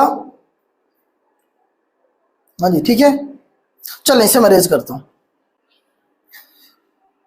उसके बाद हम देखते हैं जरा, जब नबी पाक की एज 30 साल की होगी ना, तब क्या हुआ था जी। ये इवेंट इसी तरह से याद रखिएगा बेटा, इसी तरह से याद करेंगे तो याद रहेगा, अदरवाइज ये मिक्स हो जाएंगे। जिस तरह से मैं आपको करवा रहा हूं, जिस तरतीब से मैं आपको करवा रहा हूं, कोशिश करें ऐसे ही करें बेटा। देखें, मैं आपको पहले भी कहता हूं कि हमारे बच्चों का ये मसला नहीं है कि बुक कौन सी पढ़नी है, मटेरियल क्या पढ़ना है। इतना सारा तो आपको पता है, वेबसाइट्स भरी पड़ी हैं, यूट्यूब चैनल भरे पड़े हैं, बुक्स भरी पड़ी हैं। हमारे बच्चों का मसला यही है कि चीजें उन्हें याद नहीं होती। देर तक चीजों को मेमोराइज करना होता है पेपर तक, और पेपर में जाके उन्हें इंप्लीमेंट करना होता है जो आपने सीखा होता है। जब आप एक स्टोरी की शक्ल में चीजों को इस तरह से, जिस तरह से मैं करवा रहा हूं, आप देखें हिस्ट्री के लेक्चर पढ़े हुए हैं हमारे चैनल पे, इसी तरह से स्टोरी में मैंने आपको हिस्ट्री करवाई है। ज्योग्राफी के लेक्चर पढ़े हैं, आपको पूरा मैप बना के एक एक चीज समझाई हुई है। इस तरह से असल में तैयारी करनी होती है। जिस तरह से पीपीएससी का पैटर्न अब चेंज हो रहा है आपके सामने, बहुत सारी चीजें नई आ गई हैं। जब तक आप इस तरह से नहीं पढ़ेंगे, आप रट्टा लगाएंगे तो बेटा रट्टा तो भूल जाता है। रट्टा कितनी देर तक आपके साथ चलेगा? 1 दिन, 2 दिन, 4 दिन, 1 महीना, 2 महीने, उसके बाद खत्म हो जाएगा। लेकिन इस तरह से जब आप एक स्टोरी बना के अपने माइंड में रखेंगे, तो मैं तो उम्मीद ये कर रहा हूं कि क्लास के दौरान ही आपको लेक्चर याद हो गया होगा, हो गया जाएगा इंशाल्लाह। एक बार इसके बाद रिवाइज कर लें, क्लास के बाद कल रिवाइज कर लीजिएगा, इंशाल्लाह आपको मसला नहीं होगा। चलिए आगे चलते हैं। हम पहुंच गए जब नबी पाक सल्लल्लाहु अलैहि वसल्लम की एज कितने साल है जी? 30 साल है। अब आप सल्लल्लाहु अलैहि वसल्लम कितने सालों के हो गए? 30 सालों के हो गए। तो अब क्या होगा जी? अब आप किसके पास रह रहे, किसके साथ रह रहे थे? बताएं जरा मुझे कि नबी पाक सल्लल्लाहु अलैहि वसल्लम की जो परवरिश थी सारी की सारी, अभी आप नबी पाक सल्लल्लाहु अलैहि वसल्लम किसके साथ रह रहे हैं? अबू तालिब साहब के पास रह रहे हैं। तो अबू तालिब साहब ही हैं जो आपकी परवरिश और बाकी मामला सारे देख रहे हैं। अब क्या होगा? अबू तालिब के खुद, अबू तालिब साहब के घर में खुद क्या होगा जी? एक लड़के की पैदाइश होगी, और उस लड़के का नाम क्या होगा जी? हजरत अली होगा। आगे चल के हजरत अली साहब जो है ये पैदा होंगे किनके घर? अबू तालिब साहब के घर में। उस वक्त आपकी एज कितनी है? 30 साल है। याद रखिएगा, सवाल बनता है इतने साल की उम्र में, 30 साल की उम्र में। अब नबी पाक जवान हो चुके हैं। 30 साल का जो बच्चा होता है वो बच्चा नहीं होता, बल्कि जवान हो चुका होता है। तो अब क्या होगा जी? अब नबी पाक सल्लल्लाहु अलैहि वसल्लम खुद जिम्मेदारी लेंगे किसकी? हजरत अली की परवरिश की, कि जी अब आप जो है ना जी बुजुर्ग हो गए हैं, आपने मेरी इतनी खिदमत की, मुझे जो है ना जवान किया, अब जो आपका ये बेटा पैदा हुआ इसकी जिम्मेदारी मैं लेता हूं, हजरत अली की जो परवरिश है मैं करूंगा। इस तरह से ये इवेंट होगा, बस ये इतना याद रखिएगा। उसके बाद नेक्स्ट इवेंट होगा जब आप 35 साल के होंगे। इसे मैं रेज करता हूं। 35 साल की एज में जब आप पहुंचेंगे, ये जरा लिखें, ये इंपॉर्टेंट इवेंट है बेटा, 35 साल की एज का। जब नबी पाक सल्लल्लाहु अलैहि वसल्लम 35 साल के होंगे, तो उस वक्त जो है ना जी हम देखेंगे कि हमारे पास क्या होगा जी? वाकया होगा किसका जी? हमारे पास खाना काबा की तामीर का। खाना काबा की तामीर का क्या होगा जी? वाकया होगा। उसे जरा हम डिस्कस करते हैं। हेडिंग दे लें,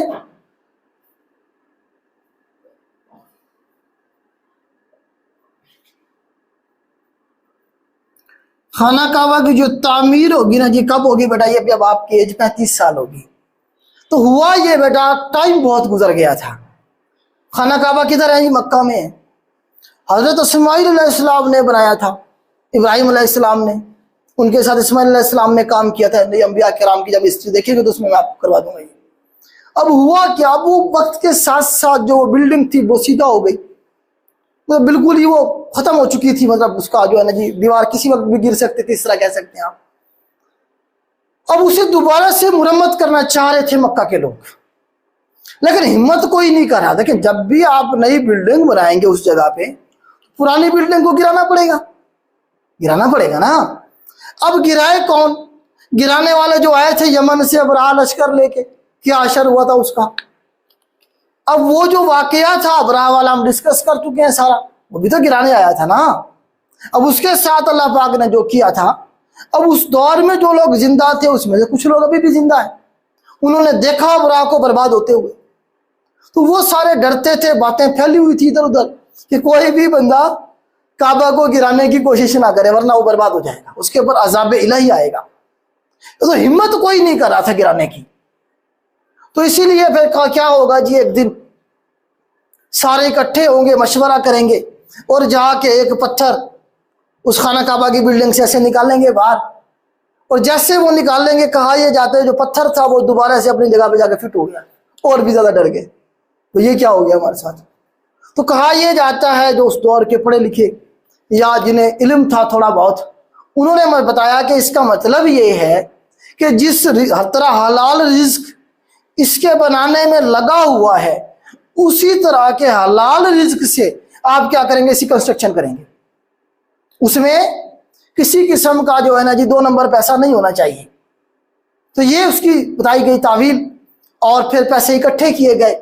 वलीद बिन मुगीरा के बारे में आता है, खालिद इब्न वलीद के जो वालिद थे, उन्होंने सबसे ज्यादा पैसा दिया था खाना काबा की मुरम्मत के लिए।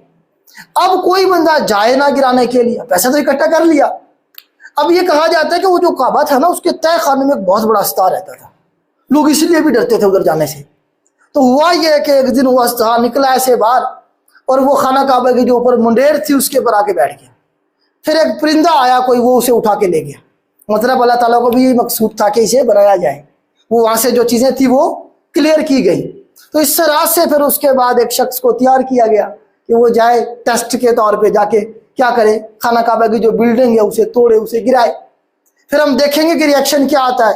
अगर उसके ऊपर अजाब इलाही आया तो फिर हम नहीं करेंगे, अगर वो बच गया तो फिर हम भी उसके साथ काम करेंगे। तो एक शख्स लगा रहा, अब लोग देखते रहे जी, अब अजाब आया, अब अजाब आया, नहीं आया अजाब। फिर लोगों ने कहा शायद रात को आएगा अजाब, सुबह तक देखते हैं, अगर सुबह ये जिंदा बच गया तो फिर हम भी इसके साथ काम करेंगे, वरना फिर हम नहीं करेंगे। तो जब सुबह हुई तो वो शख्स जो था वो सही सलामत फिर रहा था। अब बाकी लोगों को भी हौसला हुआ, और क्या किया गया, इस बिल्डिंग जो पहले वाली थी उसे गिराया गया, उसकी जगह पे नई बिल्डिंग बनाई गई। अब जब नई बिल्डिंग बनाई गई बेटा, खाना काबा की जो बिल्डिंग कुछ इस तरह से देखिएगा, खाना काबा की जो बिल्डिंग बेटा बेटा कुछ इस तरह से है। मैं कोशिश करता हूँ इसका मैप बनाने की। कुछ इस तरह से बेटा इसकी शेप है हमारे पास। ये क्या है हमारे पास? उसका दरवाजा है। तो पुरानी बिल्डिंग को गिराया गया और नई बिल्डिंग बनाई गई। अब जब यहाँ पे लगा हुआ है हिजर अस्वद, यहाँ पे क्या लगा हुआ है बेटा? हिजर अस्वद। चलो मैं ब्लैक कर देता हूँ, क्योंकि ब्लैक स्टोन है, हिजर अस्वद का मतलब भी ब्लैक स्टोन होता है। तो यहाँ पे लगा हुआ है एक ब्लैक पत्थर, काला पत्थर, ब्लैक स्टोन, जिसे हम कहते हैं हिजर अस्वद। अस्वद का मतलब होता है ब्लैक, हिजर का मतलब होता है पत्थर, हिजर अस्वद काला पत्थर। सवाल भी पूछता है कि हिजर अस्वद का मतलब क्या है? इसका मतलब क्या है? ब्लैक स्टोन, काला पत्थर। फिर पूछता ओरिजिनली कलर इसका कैसा था?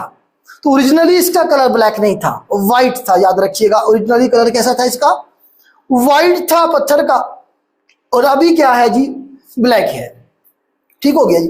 अब वो पत्थर भी वहां से निकाला गया, दीवार भी गिराई गई, और जब दोबारा से दीवार बनाई गई सारी, तो उस वक्त जो है ना जी क्या हुआ जी, इस पत्थर को दोबारा से वहां पे लगाने के लिए एक क्या हुआ, जंग का माहौल पैदा हो गया। हर कबीला कहे कि जी हमारा कबीला सुपीरियर है, तो हम क्या करेंगे, हमारा हक है ये कि उस पत्थर को हम यहां से उठा के लेके आए और यहां लाके नस्ब करें। ये जो शर्फ है हमारे कबीले को मिलना चाहिए या मुझे मिलना चाहिए। हर कबीले की ये ख्वाहिश हो। कबीलों ने क्या किया, एक दूसरे के ऊपर तलवारें निकाल ली, जंग की कैफियत पैदा हो गई। अदी कबाइल और अब्दुलदार कबाइल ने तो क्या किया, खून ले आए किसी जानवर का, तो उसमें हाथ डाल के क्या करा, कसमें खाई कि अगर ये शर्फ हमें ना मिला तो हम क्या करेंगे, खून की नदियां बहा देंगे। इस तरह की सूरत हाल हो। जो बुजुर्ग होते हैं, आपको पता है किसी भी कबीले के, वो सर जोड़ के बैठे होते हैं कि क्या इसका हल निकाला जाए। तो अब बुजुर्ग बैठे हुए हैं यहाँ पे, हल नहीं सोच रहे हैं बैठ के बिल्डिंग के अंदर।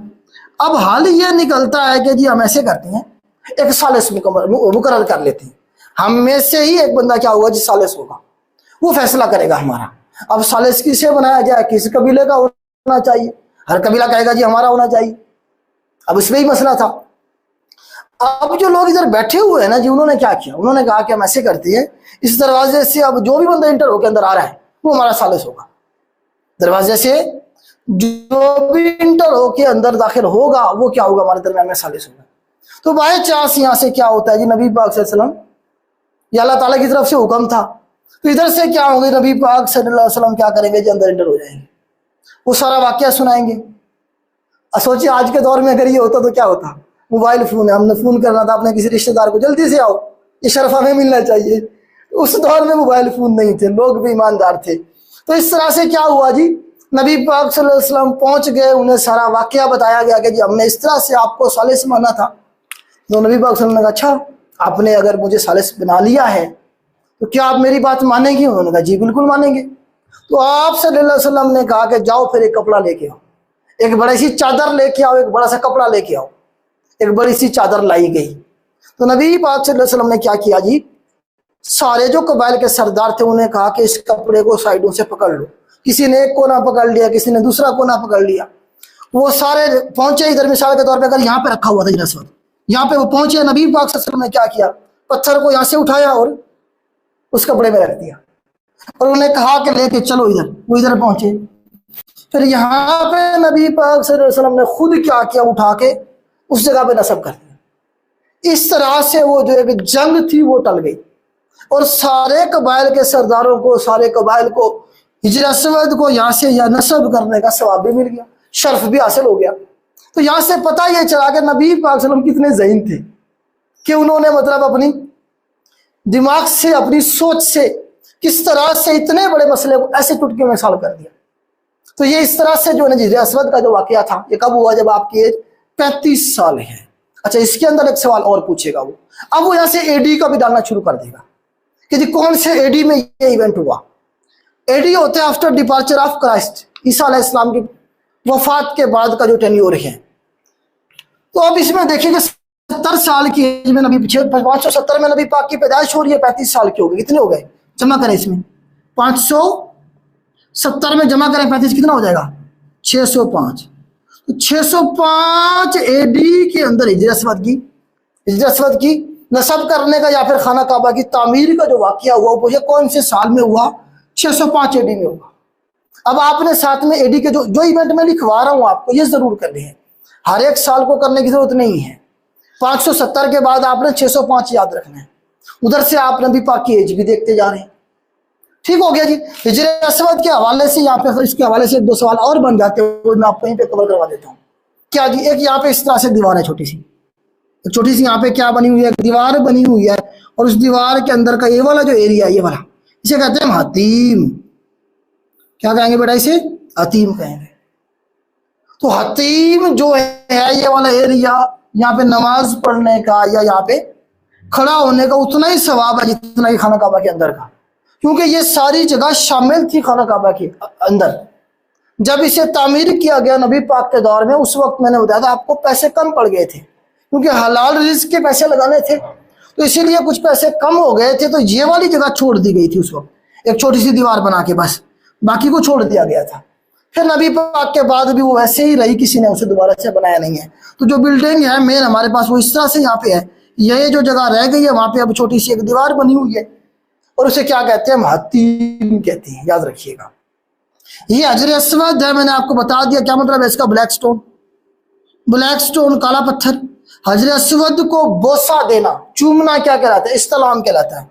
सवाल बनता है क्या कहलाएगा, इस्तलाम कहलाएगा बेटा, इस्तलाम कहलाएगा। ठीक हो गया जी।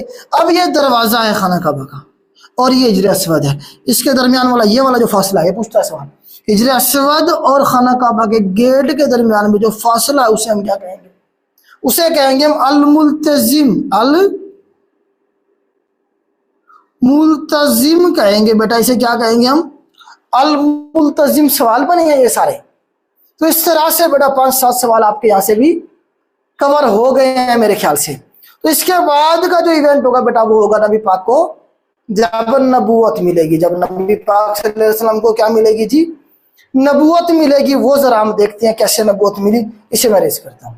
यहाँ तक उम्मीद करता हूँ मैं आपको क्लियर हो गया होगा। मुझे बता दें एक बार कि यहाँ तक क्लियर हो गया आपको? जी बेटा एक बार मुझे बता दें।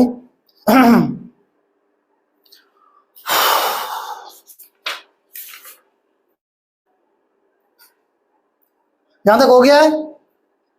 क्या रिस्पॉन्स है अमर साहब? ठीक है, चलें जी। अब हुआ क्या देखिए, अब आप सल्लल्लाहु अलैहि वसल्लम की जो ड्यूटी थी आगे चल के उस तक अब नबी पाक सल्लल्लाहु अलैहि वसल्लम को पहुंचाया जा रहा है। तो आप सल्लल्लाहु अलैहि वसल्लम जब 38-39 साल के हुए थे ना, 40 साल के नहीं हुए थे, तो आप सल्लल्लाहु अलैहि वसल्लम की जो तबीयत थी उसमें जरा जो है ना ठहराव आ गया था। आप सल्लल्लाहु अलैहि वसल्लम बहुत कम बात किया करते थे और अकेले रहना पसंद करते थे। और आप सल्लल्लाहु अलैहि वसल्लम अक्सर गारे हिरा, जो कि जबल नूर, देखिए मक्का के अंदर जो पहाड़ है तकरीबन 10 किलोमीटर के फासले पे है, जबल नूर कहते हैं उस पहाड़ को, जबल नूर। वहां पे गारे हिरा, क्या नाम बेटा? गारे हिरा जो है ना, ये कहाँ पे है बेटा? जबल नूर पे है। कहाँ पे है? जबल नूर नामी पहाड़ है जी। उसमें हमारे पास एक गार है, गारे हिरा, जिसकी तकरीबन 207 मीटर लेंथ है जी, 207 मीटर जिसकी लंबाई थी। तो आप सल्लल्लाहु अलैहि वसल्लम अक्सर वहां चले जाते, 1 हफ्ते के लिए, 15 दिनों के लिए, और साथ में थोड़ा बहुत राशन भी ले जाते। जाओ सत्तू शत्तू ये जो चीजें हुआ करती थी उस दौर में, खुराक, वो ले जाते, वहीं टाइम गुजारते, खिदमत वहां पर मतलब अल्लाह ताला की इबादत किया करते थे। तो जैसे ही नबी पाक की एज होगी 40 साल, कितने साल जी? 40 साल के जब आप होंगे तो क्या होगा जी आपके ऊपर? क्या होगी जी? पहली वही नाज़िल होगी। आप सल्लल्लाहु अलैहि वसल्लम गारे हिरा में मौजूद थे, तो वहां पे जिब्राइल अमीन तशरीफ लाए और आप सल्लल्लाहु अलैहि वसल्लम को कहा कि पढ़िए। तो आप सल्लल्लाहु अलैहि वसल्लम ने कहा जी मैं तो पढ़ा लिखा नहीं हूं। तो फिर इसी तरह से कहा यह जाता है कि हजरत जिब्राइल अलैहिस्सलाम ने नबी पाक सल्लल्लाहु अलैहि वसल्लम को अपने बाजू में पकड़ के दबाया और उसके बाद कहा कि अब पढ़िए। फिर जिब्राइल अलैहिस्सलाम पढ़ाते चले गए और नबी पाक सल्लल्लाहु अलैहि वसल्लम पढ़ते हुए चले गए। तो क्या हुआ? सूरह अलक की पहली 5 आयत नाज़िल हुई। क्या हुआ जी? जो पहली वही थी, ये 40 साल की उम्र में, इसमें एडी भी याद रखिएगा, 610 एडी, 610 एडी बेटा याद रखिएगा, सवाल बनेगा। 70 और 40 कितने हो जाएंगे? 610 हो जाएंगे। 610 एडी में पहली वही आप सल्लल्लाहु अलैहि वसल्लम पे नाजिल हुई। और कौन सी सूरत थी? सूरह अलक। सूरह अलक की पहली 5 आयत नाजिल होंगी। ये भी पूछा कितनी आयत नाजिल हुई थी? तो पहली 5 आयत नाजिल हुई सूरह अलक की। ठीक हो गया जी, जिसमें आप सल्लल्लाहु अलैहि वसल्लम को कहा गया कि पढ़िए अपने परवरदिगार के नाम से जिसने तुम्हें पैदा किया। तो वो जो पहली वही थी सूरह अलक की पहली 5 आयत नाजिल हुई। और उसमें आप देखें ये भी सवाल बनता है कि जो पहली वही नाजिल हुई थी उसमें नबी पाक सल्लल्लाहु अलैहि वसल्लम को क्या अहकामात मिले थे? तो इस वही के अंदर आप सल्लल्लाहु अलैहि वसल्लम को रोका गया, किससे? शिर्क जैसी बुराई से, कि जी आपने क्या करना है? उसी की बारे में इबादत करनी है, या उसी के बारे में जो है ना जी आपने क्या करना है, जो उसी के बारे में वो जिक्र करना है जिसने तुम्हें पैदा किया, उसके अलावा किसी और की इबादत नहीं करनी। तो सूरह अलक की पहली 5 आयत नाजिल हुई और इस तरह से नबी पाक सल्लल्लाहु अलैहि वसल्लम के ऊपर वही का सिलसिला शुरू हो गया। अब वही नबी पाक के ऊपर आने के बहुत सारे तरीके थे। अक्सर आप सल्लल्लाहु अलैहि वसल्लम को पर्दे के पीछे से जो है ना जी आपको मतलब वही पहुंचा दी जाती थी। कभी कभी जो है ना आप ये देखें कि आप सल्लल्लाहु अलैहि वसल्लम को जोर जोर से घंटियों के बजने की आवाज सुनाई देती थी। सबसे तकलीफ दे जो मरहला था नबी पाक सल्लल्लाहु अलैहि वसल्लम के ऊपर वही पहुंचने का, वो यही हुआ करता था। कहीं आपको जो है ना जी किसी शख्स की शक्ल में अक्सर जो है ना जी आप देखें कि वो मतलब है कि आप सल्लल्लाहु अलैहि वसल्लम को जिब्राइल अमीन किसी इंसान की शक्ल में आ जाया करते थे। इस तरह से जो है ना आपके ऊपर वही पहुंचाने का सिलसिला शुरू हो गया। और जब दूसरी वही नाजिल हुई तो पहली वही के बाद जो दूसरी वही बेटा नाजिल होगी ना जी, उसके दरमियान में 6 महीने का वक्फा था। दूसरी वही 6 माह के बाद, 6 मंथ के बाद ये बाद नाजिल हुई। ये जो दरमियान में वही का रुक जाना, वही जो रुक गई थी, इसे कहते हैं हम फितरतुल वही। लिखे जरा, ये पूछता है सवाल, फितरतुल वही। फितरतुल वही का मतलब पूछता है क्या है?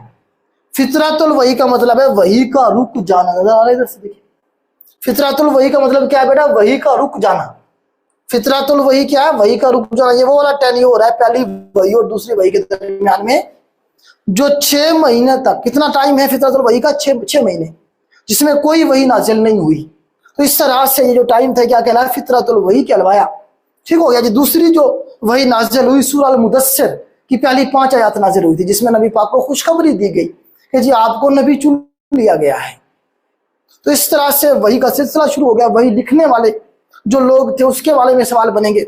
हजरत शर्जील के बारे में आता है कि वो जो थे ना पहले वही के राइटर थे मक्का में, हजरत शर्जील। और दूसरा नाम है क्या जी? हजरत जैद बिन साबित। जैद बिन हारिसा नहीं, जैद बिन साबित। जैद बिन साबित के बारे में भी आता है कि ये पहले वही के राइटर थे। और कहीं पे आता है हजरत शर्जील के बारे में आता है कि वो पहले राइटर थे। दोनों में से सवाल आपको जो आएगा पेपर में एक होगा ऑप्शन, दोनों नहीं होंगे। ठीक हो गया जी। आगे चलते हैं। अब वही नाजिल हो गई आप सल्लल्लाहु अलैहि वसल्लम के ऊपर और मामला क्या हो गया जी? आगे चलना शुरू हो गया। पहली वही थी इस तरह से। अब नबी पाक सल्लल्लाहु अलैहि वसल्लम जो थे, कहा जाता है कि थोड़ा सा सहम गए थे। जब घर पहुंचे, घर पहुंच के हज़रत खतीजा को सारा वाकया सुनाया तो हज़रत खतीजा जो है ना अपने कजन वर्का बिन नौफल के पास ले जाएंगे। वर्का बिन नौफल के पास आपको ले जाएंगी, जो कि इंजील के बहुत बड़े आलिम थे कहा जाता है। तो उनके पास लेके गई। उन्होंने फिर कंफर्मेशन की, तस्दीक की कि जी आपको नबी चुन लिया गया है। ये वही फरिश्ता था जो आपसे पहले नबियों के पास हाजिर हुआ करता था, जो आपके पास आता है। तो इस तरह से देखिए कंफर्मेशन जो हो रही है नबी पाक के नबी होने की, वो वर्का बिन नौफल कर रहा है। पेशीन गोई किसने की थी? वो बहीरा ने की थी, जर्जीस जिसका नाम था, जब आप 12 साल के थे। अब कंफर्मेशन हो रही है, ये आपको नबी चुन लिया गया। अल्लाह ताला बाद में कंफर्मेशन करवा रहे हैं, दूसरी वही में 6 महीने के बाद सूरह अल मुदस्सिर के अंदर अल्लाह पाक खुद फरमा रहे हैं कि आपको नबी चुन लिया गया है। खुशखबरी सुना रहे हैं आपको। ठीक हो गया जी। इस तरह से नबी पाक को जो है जी नबूवत मिल गई और मामला आगे चले।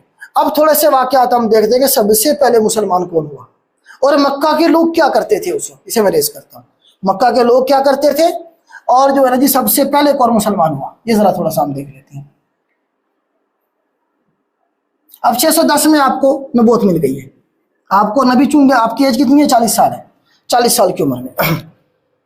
तो अब हम देखें सबसे पहले इस्लाम किसने कबूल किया जी? हजरत खतीजा ने किया। हजरत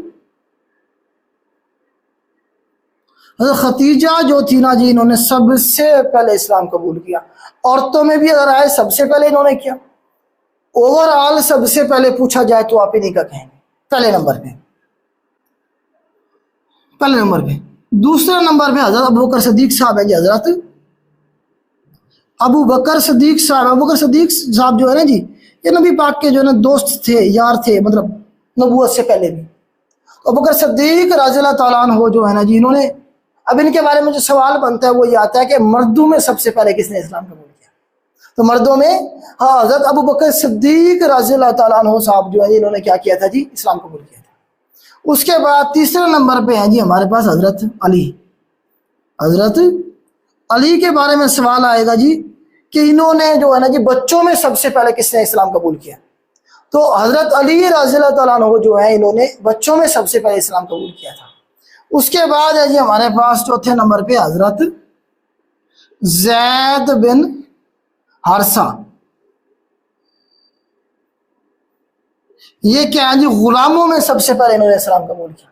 ये गुलाम थे ना, ये वही गुलाम है जो हजरत खतीजा ने निकाह के टाइम पे शादी का तोहफा दिया था नबी पाक को। तो हजरत जैद बिन हारिसा जो थे ये जो है ना गुलामों में सबसे पहले इन्होंने इस्लाम कबूल किया था। ठीक हो गया जी, यहां तक क्लियर हो गया? हाँ जी बताइएगा। अब देखें इस्लाम कबूल हो गया। अब ये देखें कि अब तबलीग जो है खुलम खुला नहीं हो रही है। इस्लाम की तबलीग खुला खुलम नहीं बल्कि खामोशी के साथ लोगों को कन्विंस किया जा रहा है। तो यहां पे घर होता है हजरत अरकम का। हजरत अरकम का घर होता है मक्का में, एक साइड पे पहाड़ों के नीचे से जाएंगे ना आप, तो इस तरह से नीचे जाके था। तो हजरत अरकम के घर को सेंटर बनाया गया। हजरत अरकम रज़ियल्लाहु ताला अन्हु के घर को सेंटर बनाया गया। तो इस तरह से जो है ना लोगों को कन्विंस करके लाया जाता था। और वो क्या करते थे, हजरत अरकम के घर में जो है ना नबी पाक के हाथ पे बैत करते थे, इस्लाम कबूल करते थे। इसीलिए सवाल ये बनेगा कि इस्लाम की पहली दस्तगाह दारे अरकम, हजरत अरकम के घर को क्या कहा जाता है, इस्लाम की पहली दरसगाह कहा जाता है। आपने जमात इस्लामी वालों के देखा होगा, जो इनके स्कूल होते हैं उन्हें क्या कहते हैं, दारे अरकम। दार का मतलब होता है घर, दारे अरकम, अरकम का घर। तो आपको पता है कि इस्लाम के नाम पे जो है ना जी ये इस तरह से मामला जो है ना चल रहे हैं। तो दारे अरकम जो है अरकम का घर। तो जो जमात इस्लामी के स्कूल हैं या उनके इदारे जो है उनका नाम दारे अरकम है। तो बेसिकली हजरत अरकम क्या है जी, वो साहबी थे जिनके घर को नबी पाक ने अपना सेंटर बनाया था शुरू में, जब नबी पाक खुफिया तबलीग करेंगे। ठीक हो गया जी। अब मक्का के लोग क्या करते हैं, बुत परस्ती करते हैं। सारे बड़े बड़े बुत थे इनके, इसे मैं रेज करके जरा नाम लिखवा देता हूँ। सिवाय नबी पाक के खानदान के या चंद एक और लोग थे जो क्या करते थे, दीन इब्राहिमी पे मतलब बिलीव करते थे, उसके मानने वाले थे। बाकी सारे के सारे क्या थे, बुत परस्त थे। बड़े बड़े बुत इन्होंने पाल रखे थे। सबसे बड़े बुत का नाम था हबल। हबल था जी सबसे बड़े बुत का नाम, जिसकी पूजा करना, जिसकी इबादत करना हर एक बंदे का, चाहे वो मक्का का है, मदीना है, कोई भी है, उस पर लाजिम था कि वो इसकी इबादत करेगा। हबल सबसे बड़ा बुत था। उसके बाद इसकी बीवी थी, हबल के बाद इसकी बीवी उज़ा। उज़ा उज़ा इसकी बेगम थी। उसके बाद हमारे पास लात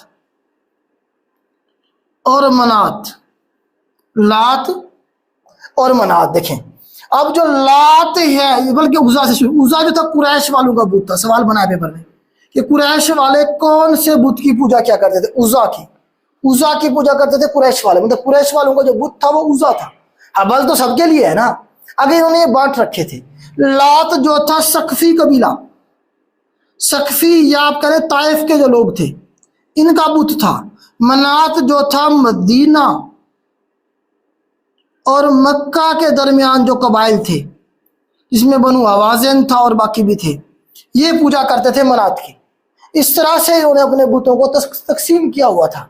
हबल सबसे बड़ा बुत था, उसकी बेगम उज़ा थी, उसके दो बच्चे थे लात और मनात। ये बड़े बड़े बुत थे जिनकी पूजा किया। ये बिजनेस था पूरे का पूरा। तो इस तरह पूरे कबीला कुरैश से मैक्सिमम लोग इसे कंट्रोल किया करते थे। नबी पाक भी तो कबीला कुरैश से थे ना, आगे चल के बनु हाशिम से थे। तो कुछ लोग बनु हाशिम के नबी पाक का जो खानदान था वो इस्लाम पे जरूर कायम था, लेकिन बाकी जो लोग थे वो पूछता है सवाल पेपर में कि नबी पाक की पैदाइश से पहले या इस्लाम से पहले मक्का वालों का मजहब क्या था। तो मक्का वालों का मजहब बेटा क्या था, बुत परस्ती था। बुत परस्ती क्या करते थे सिवाय नबी पाक के खानदान के।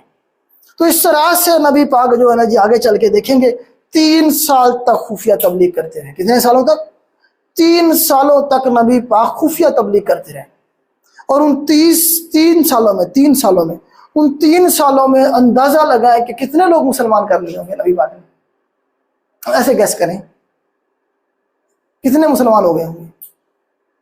टोटल 30 से 40 लोग कहा जाता है, कहीं पे आता है 40 लोग, चलो 40 मान लेते हैं, सवाल नहीं बनेगा आपसे। तो ये देखेंगे 3 सालों में, एक साल में कितने महीने होते हैं, 12 महीने, 12 या 36, मतलब 36 महीनों में तकरीबन 40 लोग मुसलमान हुए। मतलब एक बंदे के ऊपर अगर एवरेज निकालें तो 1 महीना लगाया गया पूरा, और उसके बाद एक बंदा मुसलमान हुआ। एवरेज तकरीबन यही निकलती है। तो इस तरह से नबी पाक ने काम किया और लोगों को इस्लाम पहुंचाने की कोशिश की। जैसे 3 साल मुकम्मल होंगे, फिर उसके बाद नबी पाक से कहा जाएगा कि आप क्या करें, खुल्लम खुला तबलीग करें, ओपनली ऐलान करना शुरू कर दें।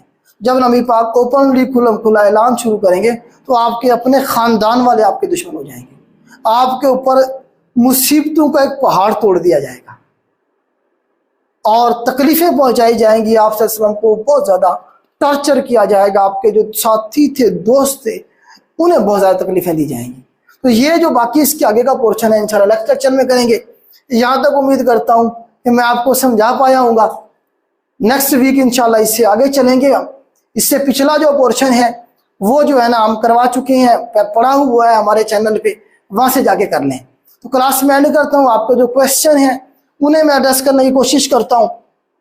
एक बात और बेटा अनाउंसमेंट ये करनी है कि बेटा मेरी ज़ात का किसी भी एकेडमी के साथ कोई ताल्लुक नहीं है। अगर मेरे नाम पे आपसे कोई फ्रॉड कर रहा है बेटा तो उसका मैं रिस्पॉन्सिबल नहीं हूँ। हमारी एकेडमी के या हमारे जो नंबर हैं बेटा वो मैं यहाँ अगेन छोड़ के जा रहा हूँ कि मेरे नाम पे ही हैं। तो जब भी आप कांटेक्ट करें तो ये कंफर्म कर लीजिएगा कि ये मेरे खुद के नंबर हैं। अच्छा, उसके बाद हम कुछ लोगों ने जो है ना ये नंबर भी कोशिश की हुई है, आखिरी नंबर जो है ना जी वैसे ही सेम लिया हुआ है फ्रॉड करने के लिए। तो पता लगे जी राणा साहब का नंबर है तो आखिरी नंबर भी उन्होंने सेम रखा हुआ है। तो आपने कोशिश करनी है, कंफर्मेशन कर लेनी है। दूसरा नंबर बेटा मेरा ये है, दूसरा नंबर ये है। इन दो नंबर के अलावा बेटा किसी नंबर के साथ मेरा कोई ताल्लुक नहीं है। ठीक हो गया जी, आप खुद रिस्पॉन्सिबल होंगे। तो मैं आपको बार बार यही कह सकता हूँ ना कि यार आप कम से कम जो है ना मेच्योर लोग हैं, 16 साल आपने तालीम हासिल कर ली है, आप कम से कम कंफर्मेशन तो कर लिया करें। तो ये बेटा आपकी फ्री क्लासेस हैं सबके लिए।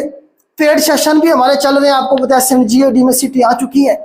हमारे साथ जो कंवर साहब हैं ऑलरेडी वो SNGAD में इसी सीट पे असिस्टेंट SNGAD पे सर्व कर रहे हैं तो वो इस डिपार्टमेंट के बारे में इंशाल्लाह नेक्स्ट वीक रखेंगे हम क्लास उनकी एक। वो आपको अच्छी तरह से ब्रीफ करेंगे इस डिपार्टमेंट के हवाले से। आपके जितने भी क्वेश्चन होंगे इंशाल्लाह सारे हम एड्रेस करेंगे कंवर साहब इंशाल्लाह। बहुत ज़्यादा सीटें हैं बेटा 108। अगर आप ये अच्छे से जो है ना इसकी तैयारी कर लेते हैं तो इंशाल्लाह आपका ज़रूर एग्जाम पास होगा। और ये बहुत अच्छी बहुत प्यारी सीट है। इसके अलावा CTD में जॉब्स आ चुकी हैं, आपको पता है। ठीक हो गया। इसी तरह से आप देखेंगे एक्साइज इंस्पेक्टर की सीटें आ चुकी हैं। FPSC में अभी एक स्पेल आने वाला है, FIA की जॉब्स का, कस्टम इंस्पेक्टर की जॉब का। ठीक हो गया। ASF इंस्पेक्टर की जॉब्स आनी है आगे चल के। अभी तो पिछलों का एग्जाम नहीं हुआ ASF वालों का, इंशाल्लाह अगस्त में उनके एग्जाम होने जा रहे हैं। तो ये वो सारी चीजें हैं बेटा, ये सारी चीजें आएंगी तैयारी से। अभी मैंने आपको बताया कि नबी पाक सल्लल्लाहु अलैहि वसल्लम ने 3 साल मेहनत की। कितना लोग मुसलमानों में? 40 लोग।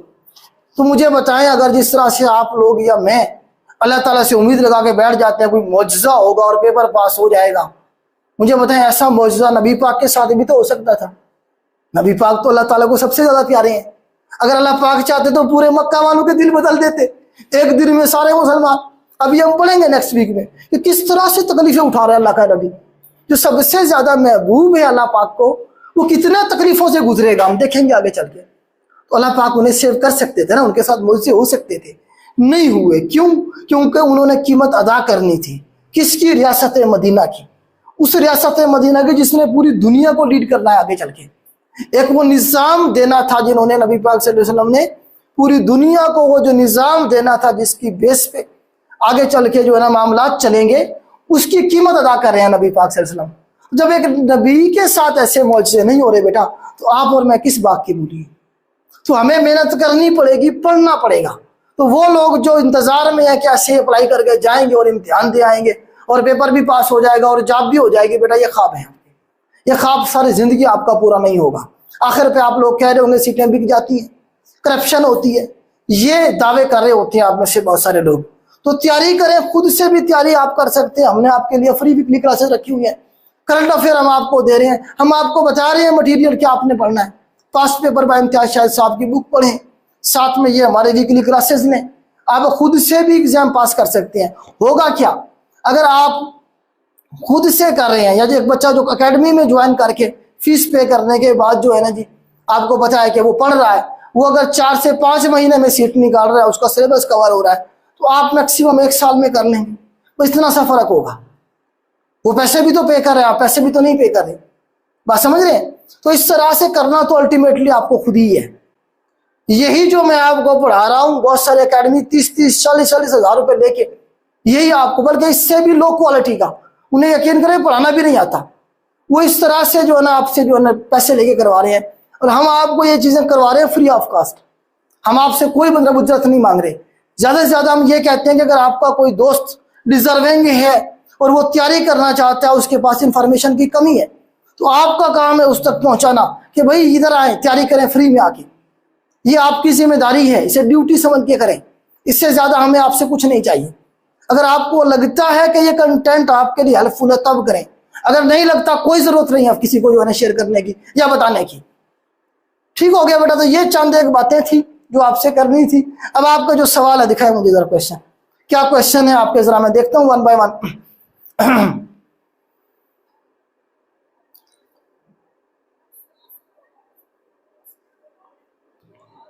इसमें और पानी दें।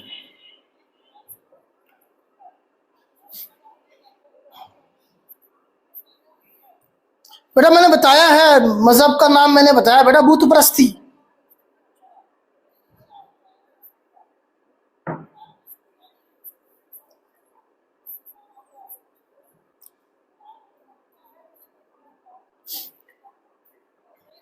जी बेटा, हमारा जो SNGAD का पेड सेशन है बेटा, वो शुरू होने जा रहा है 27 जुलाई से।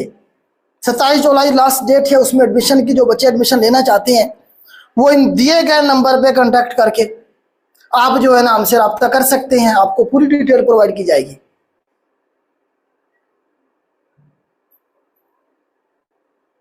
जी फीस पूछ रहा है जी एक बच्चा। बेटा फीस हमारी 4000 पर मंथ है। 3 माह का हमारा बैच होता है। अगेन मैं बता रहा हूँ बेटा, किसी एकेडमी के साथ हमारा कोई ताल्लुक नहीं है। मेरी जात का किसी एकेडमी के साथ कोई ताल्लुक नहीं है बेटा।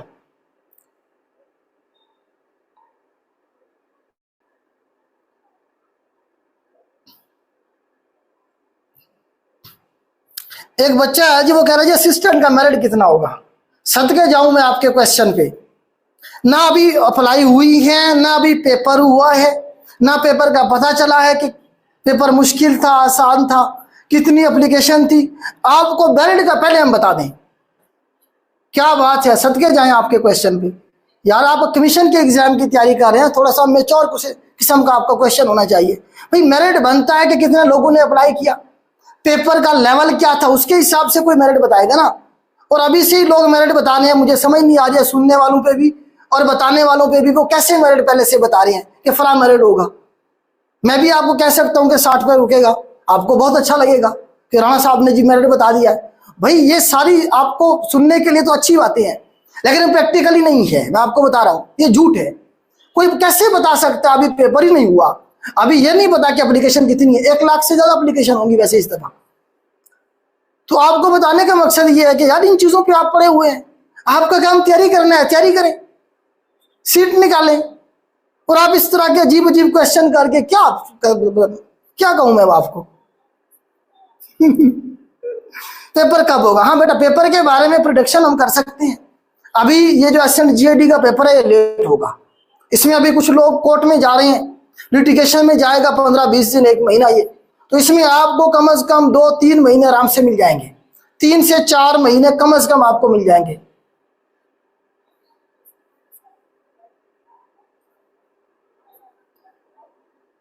जी बेटा इंस्टॉलमेंट में हमारे फीस होते हैं। मुदस्सिर नजीर पूछ रहे हैं जी बेटा 4000 पर मंथ है, आपने पर मंथ ही पे करनी होती है।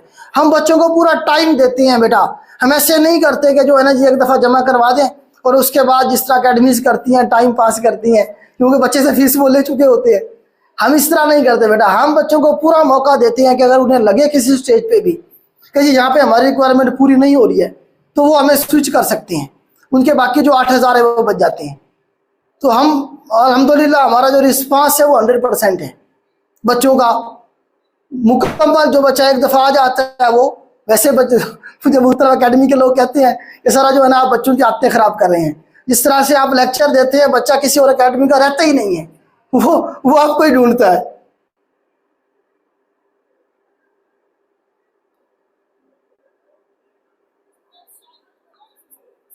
CTD कारपोल का रिटर्न टेस्ट कब होगा? बेटा अभी लेट है, अभी लेट है।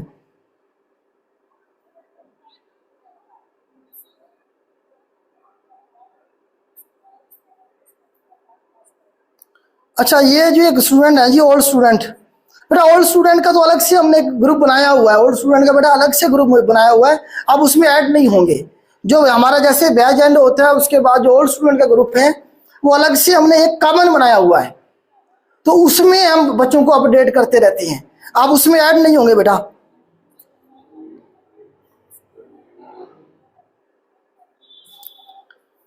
अच्छा, एक बच्चा है वो पूछ रहा है जी असिस्टेंट SNGAD का इंटरव्यू इंग्लिश में होता है। इंटरव्यू तक आप पहले पहुंचे तो सही बेटा, आप इंटरव्यू तक पहुंचे तो सही, आपका रिटर्न तो पास हो पहले। जब आप जाएंगे रिटर्न पास कर लेंगे तो आप इस काबिल भी होंगे कि आप इंग्लिश में भी आप इंटरव्यू दे सकेंगे, अगर इंग्लिश में हुआ तो। इंटरव्यू के ऊपर बेटा कल हमारी क्लास हुई है, आज हमने अपलोड किया आपको इंटरव्यू के बारे में सारी डिटेल बताई है मैंने, कि वो इंग्लिश में होता है, उर्दू में होता है, क्या क्या चीजें वो पूछते हैं। इंटरव्यू का पूरा एक लेक्चर बना के मैं अपलोड कर चुका हूं आपके साथ। थोड़ा सा टाइम निकाल के जहमत कीजिएगा और वो लेक्चर सुन लीजिएगा।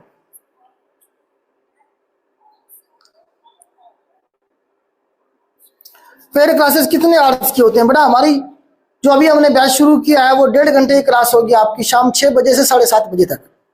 जो नया बैच शुरू होने जा रहा है बेटा वो 6 बजे से 7:30 बजे तक होगा, और इसमें ये सारा सिलेबस आपको इसी तरह से इंशाल्लाह कवर करवाया जाएगा। 10 के 10 सब्जेक्ट इसमें आपके कवर होंगे, जो एक जनरल सिलेबस का होता है।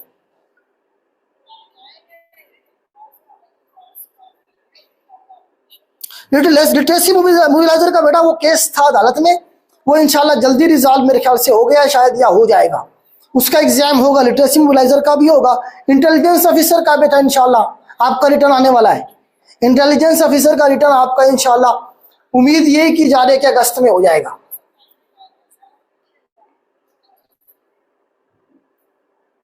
ओल्ड स्टूडेंट की फी कितनी है बेटा? ओल्ड स्टूडेंट को वैसे जरूरत नहीं है कि आप बार बार पैसे पे करें, आप वही जो आपने नोट्स बनाए उन्हीं को रिवाइज करें, बाकी जो नई चीजें हैं हम आपको वैसे प्रोवाइड कर रहे हैं।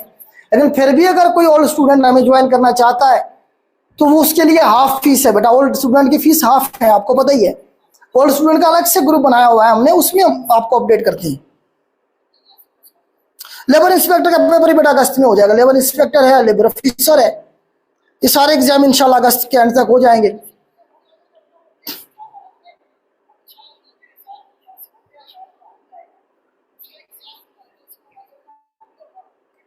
जी एक बच्चा बार बार पूछ रहा है, अमान है मेरे ख्याल से, कौन है ये? अनम है, अनम यासीन, कि फी इंस्टॉलमेंट में पे कर सकते हैं बेटा? पर मंथ ही पे करनी है आपने, हर महीने की अलग अलग 4-4 हज़ार पे करनी है। सिलेबस बेटा जर्नल है, जर्नल सिलेबस है, 10 सब्जेक्ट होते हैं। फीस में रिलैक्सेशन बेटा हमने ऑर्फन और डिसेबल के लिए रखी हुई है, उसके अलावा बाकी लोगों के लिए फ्री क्लासेस रखी हुई है हमने। बाकी जो लोग हैं वो कहते हैं जी हमें फीस में कमी करें, तो बेटा वो खुद से भी तो कुछ हमें करके दिखाए ना, हमारे ऊपर बर्डन ना बने, वो खुद से कुछ करें, हमें पास पेपर तैयार करें। वीकली फ्री क्लासेस हैं, ये ले करंट अफेयर हम आपको अपडेट करें, जीके हम आपको अपडेट करें। वो अगर इसी को कर देंगे तो इंशाल्लाह उनका एग्जाम पास हो जाएगा। ISF का बेटा पेपर इंशाल्लाह अगस्त में हो जाएगा, क्योंकि FPSC का जो फेज है वो शुरू होने जा रहा है अगस्त में। नहीं हो सकता, एक बच्चा पूछ रहा है जी असिस्टेंट का पेपर और एक्साइज का पेपर ये क्लब हो सकता है या नहीं हो सकता? इसका सिलेबस देखे बेटा, इसका सिलेबस जर्नल है, दोनों का जर्नल सिलेबस है, हो सकता है बेटा। नहीं हो इस तरह से नहीं सकता, क्योंकि इसमें डिवीजन होगी और नंबर ऑफ एप्लीकेशन भी ज्यादा है, और जो इसकी सीट्स हैं एक्साइज की वो डिवीजन वाइज हैं। मेरे ख्याल से नहीं होगा, नहीं होगा। इसके साथ कोई और एग्जाम क्लब हो सकता है। नहीं बेटा फिजिकल क्लासेस, तलहा जुबैर बेटा हमारी फिजिकल क्लासेस नहीं है। फिजिकल क्लासेस इंशाल्लाह हम जल्दी शुरू करेंगे और अनाउंस भी करेंगे। फिजिकल क्लासेस का हमारा प्लान है, लेकिन अभी 2-3 महीने तक नहीं है। नेक्स्ट 2-3 महीने तक हमारा फिजिकल का प्लान नहीं है।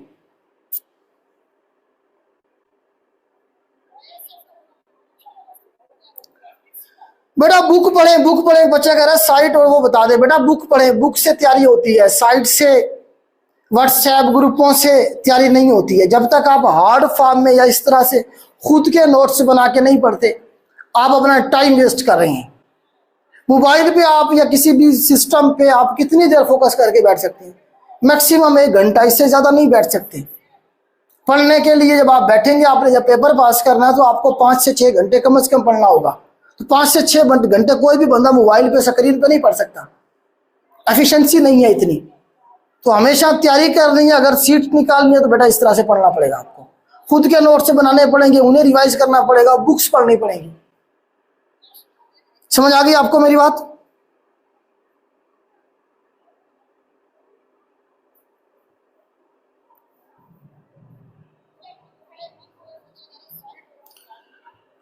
क्लब पेपर का क्या मतलब है बेटा? क्लब पेपर का मतलब ये है कि वो इम्तिहान जिनका सिलेबस सेम है उनका एक ही पेपर हो जाएगा, उनका एक ही पेपर हो जाएगा और उसका अलग अलग मेरिट बनेगा। सारी सीट मतलब सीट्स का मेरिट अलग अलग बनेगा, लेकिन उनका पेपर जो होगा वो एक ही होगा।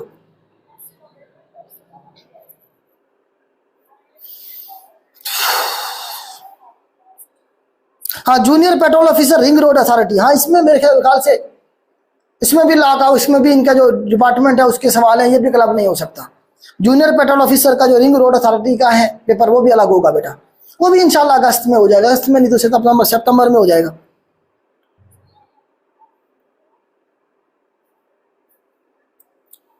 आपकी कुछ वीडियोस अनहाइड है यूट्यूब पे बेटा, वो पेड क्लासेस वाली हैं, आपके लिए नहीं है। वो जो पेड लेक्चर हैं उनके लिए हैं बेटा, आपके लिए नहीं है। वो आपके लिए ये क्लासेस हो रही हैं हर वीक, ये क्लासेस आपकी हो रही है बेटा।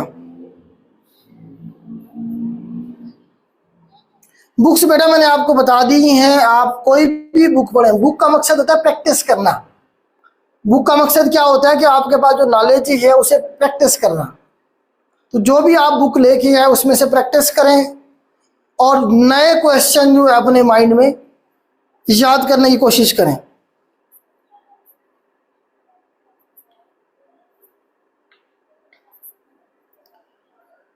एवरीडे साइंस पे लेक्चर दें प्लीज बेटा, ये जो हमने शुरू किया वैसे कंप्लीट ना करें, हम पहले से एवरीडे साइंस शुरू कर दें, फिर वन बाय वन होंगी एक एक चीज। हमने अभी हिस्ट्री खत्म की है, उसके बाद इस्लामिक स्टडी शुरू की हुई है, ये खत्म होगी तो फिर हम जो है ना एवरीडे साइंस की तरफ चले जाएंगे या मैथ्स की तरफ चले जाएंगे या फिर इंग्लिश की तरफ चले जाएंगे। एक चीज खत्म होगी तो हम आगे चलेंगे ना। ऐसा तो नहीं है ना कि एक दिन में सारे सब्जेक्ट में कैसे करवा सकता हूँ आपको, ना आप कर सकते हैं।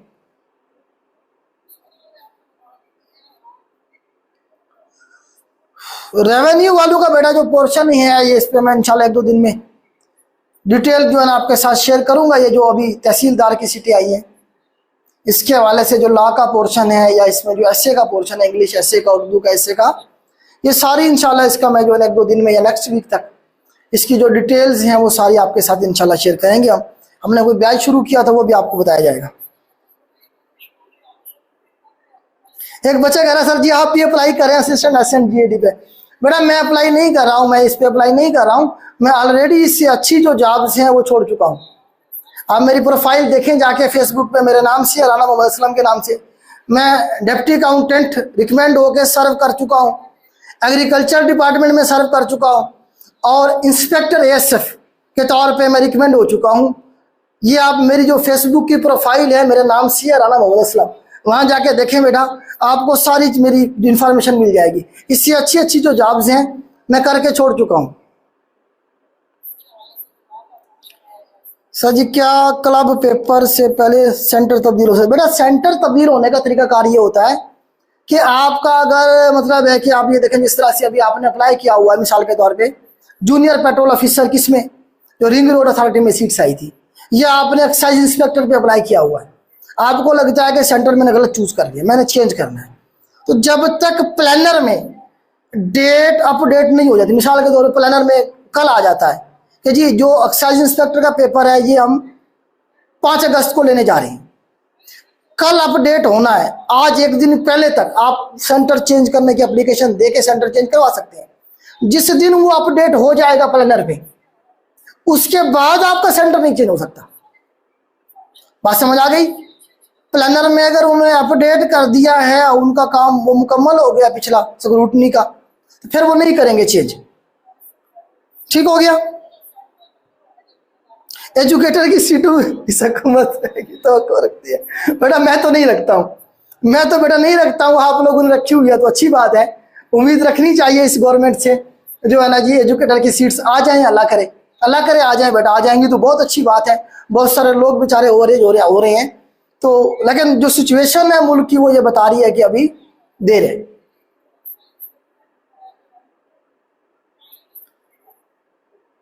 एकेडमिक नंबर थोड़े हैं तो बेटा कोई मसला नहीं है, मेरे से ज्यादा कम नहीं होंगे आपके एकेडमिक नंबर, अल्हम्दुलिल्लाह मैं जो है ना 4 रिकमेंडेशन ले आया हूँ कमीशन से, मुझसे कम नहीं होंगे आपके।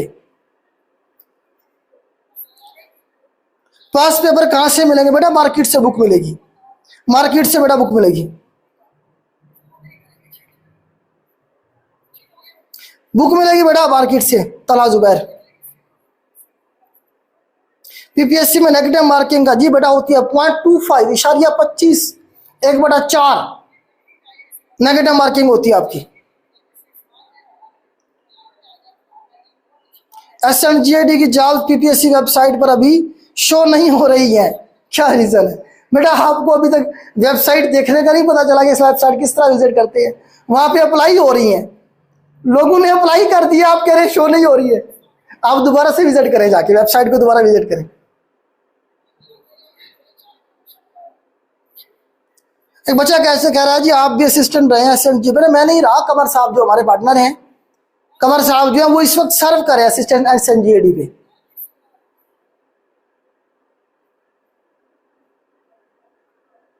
अपकमिंग पेपर्स के लिए कैसे रिवीजन करें? बेटा रिवीजन देखिए, अपकमिंग जो पेपर है उसके लिए रिवीजन पे देखा मैंने अपने पूरा एक लेक्चर मैंने बनाया हुआ है कि आपने पास पेपर कैसे पढ़ने हैं, मेरे चैनल पे पढ़ा हुआ है। पूरा एक लेक्चर मैंने बना के आप लोगों के साथ शेयर किया कि पास पेपर कैसे याद करना होता है, मैं कैसे याद किया करता था।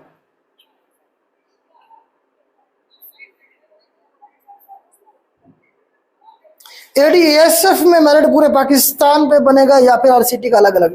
बेटा ये हर सूबे का अलग अलग बनेगा, पंजाब का अलग बनेगा, सिंध का अलग, सिंध में फिर 2 कैटेगरी है, रूरल की और अर्बन की, उनका अलग अलग बनेगा। तो बलूचिस्तान का अलग बनेगा, केपी का अलग बनेगा, जीपी का अलग बनेगा, हर प्रोविंस का अलग से मेरिट बनेगा।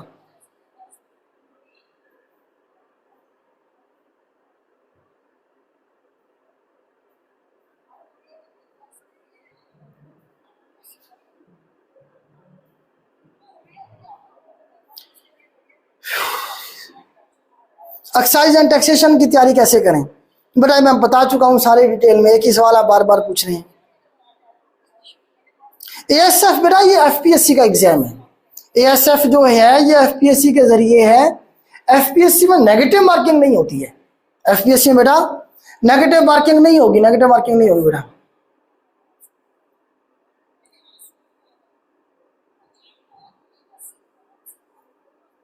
हाँ जी बेटा, मिनोरिटी कोटा में एक बच्चा पूछा है जी, ई जॉन साहब है जी, ये कह रहे हैं मिनोरिटी कोटा में एथिक्स की जगह पे इस्लामिया चूज कर सकते हैं? जी बिल्कुल कर सकते हैं बेटा, बिल्कुल कर सकते हैं बेटा, आपके पास ये चॉइस है। जो मुस्लिम्स हैं वो इस्लामियात के जगह पे एथिक्स भी वो भी मेरे ख्याल से चूज कर सकते हैं, लेकिन आप लोग कर सकते हैं, आप लोगों को अलावा है।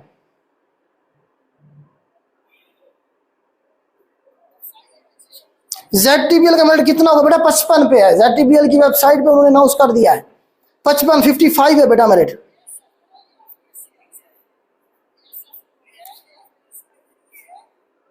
चले बेटा, आपके वही क्वेश्चन है बार बार जो रिपीट हो रहे हैं, मैंने कोशिश की है आपके क्वेश्चंस को एड्रेस करने की, मेरे ख्याल से तकरीबन सारे हो गए हैं। तो मैं अभी क्लास सेंड करता हूँ, टाइम काफ़ी हो गया है।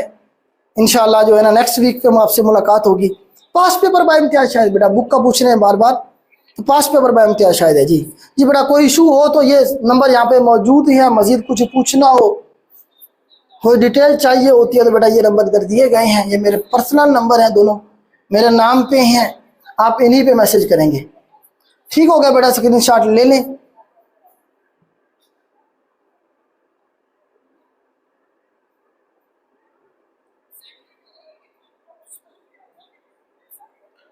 चलें जी,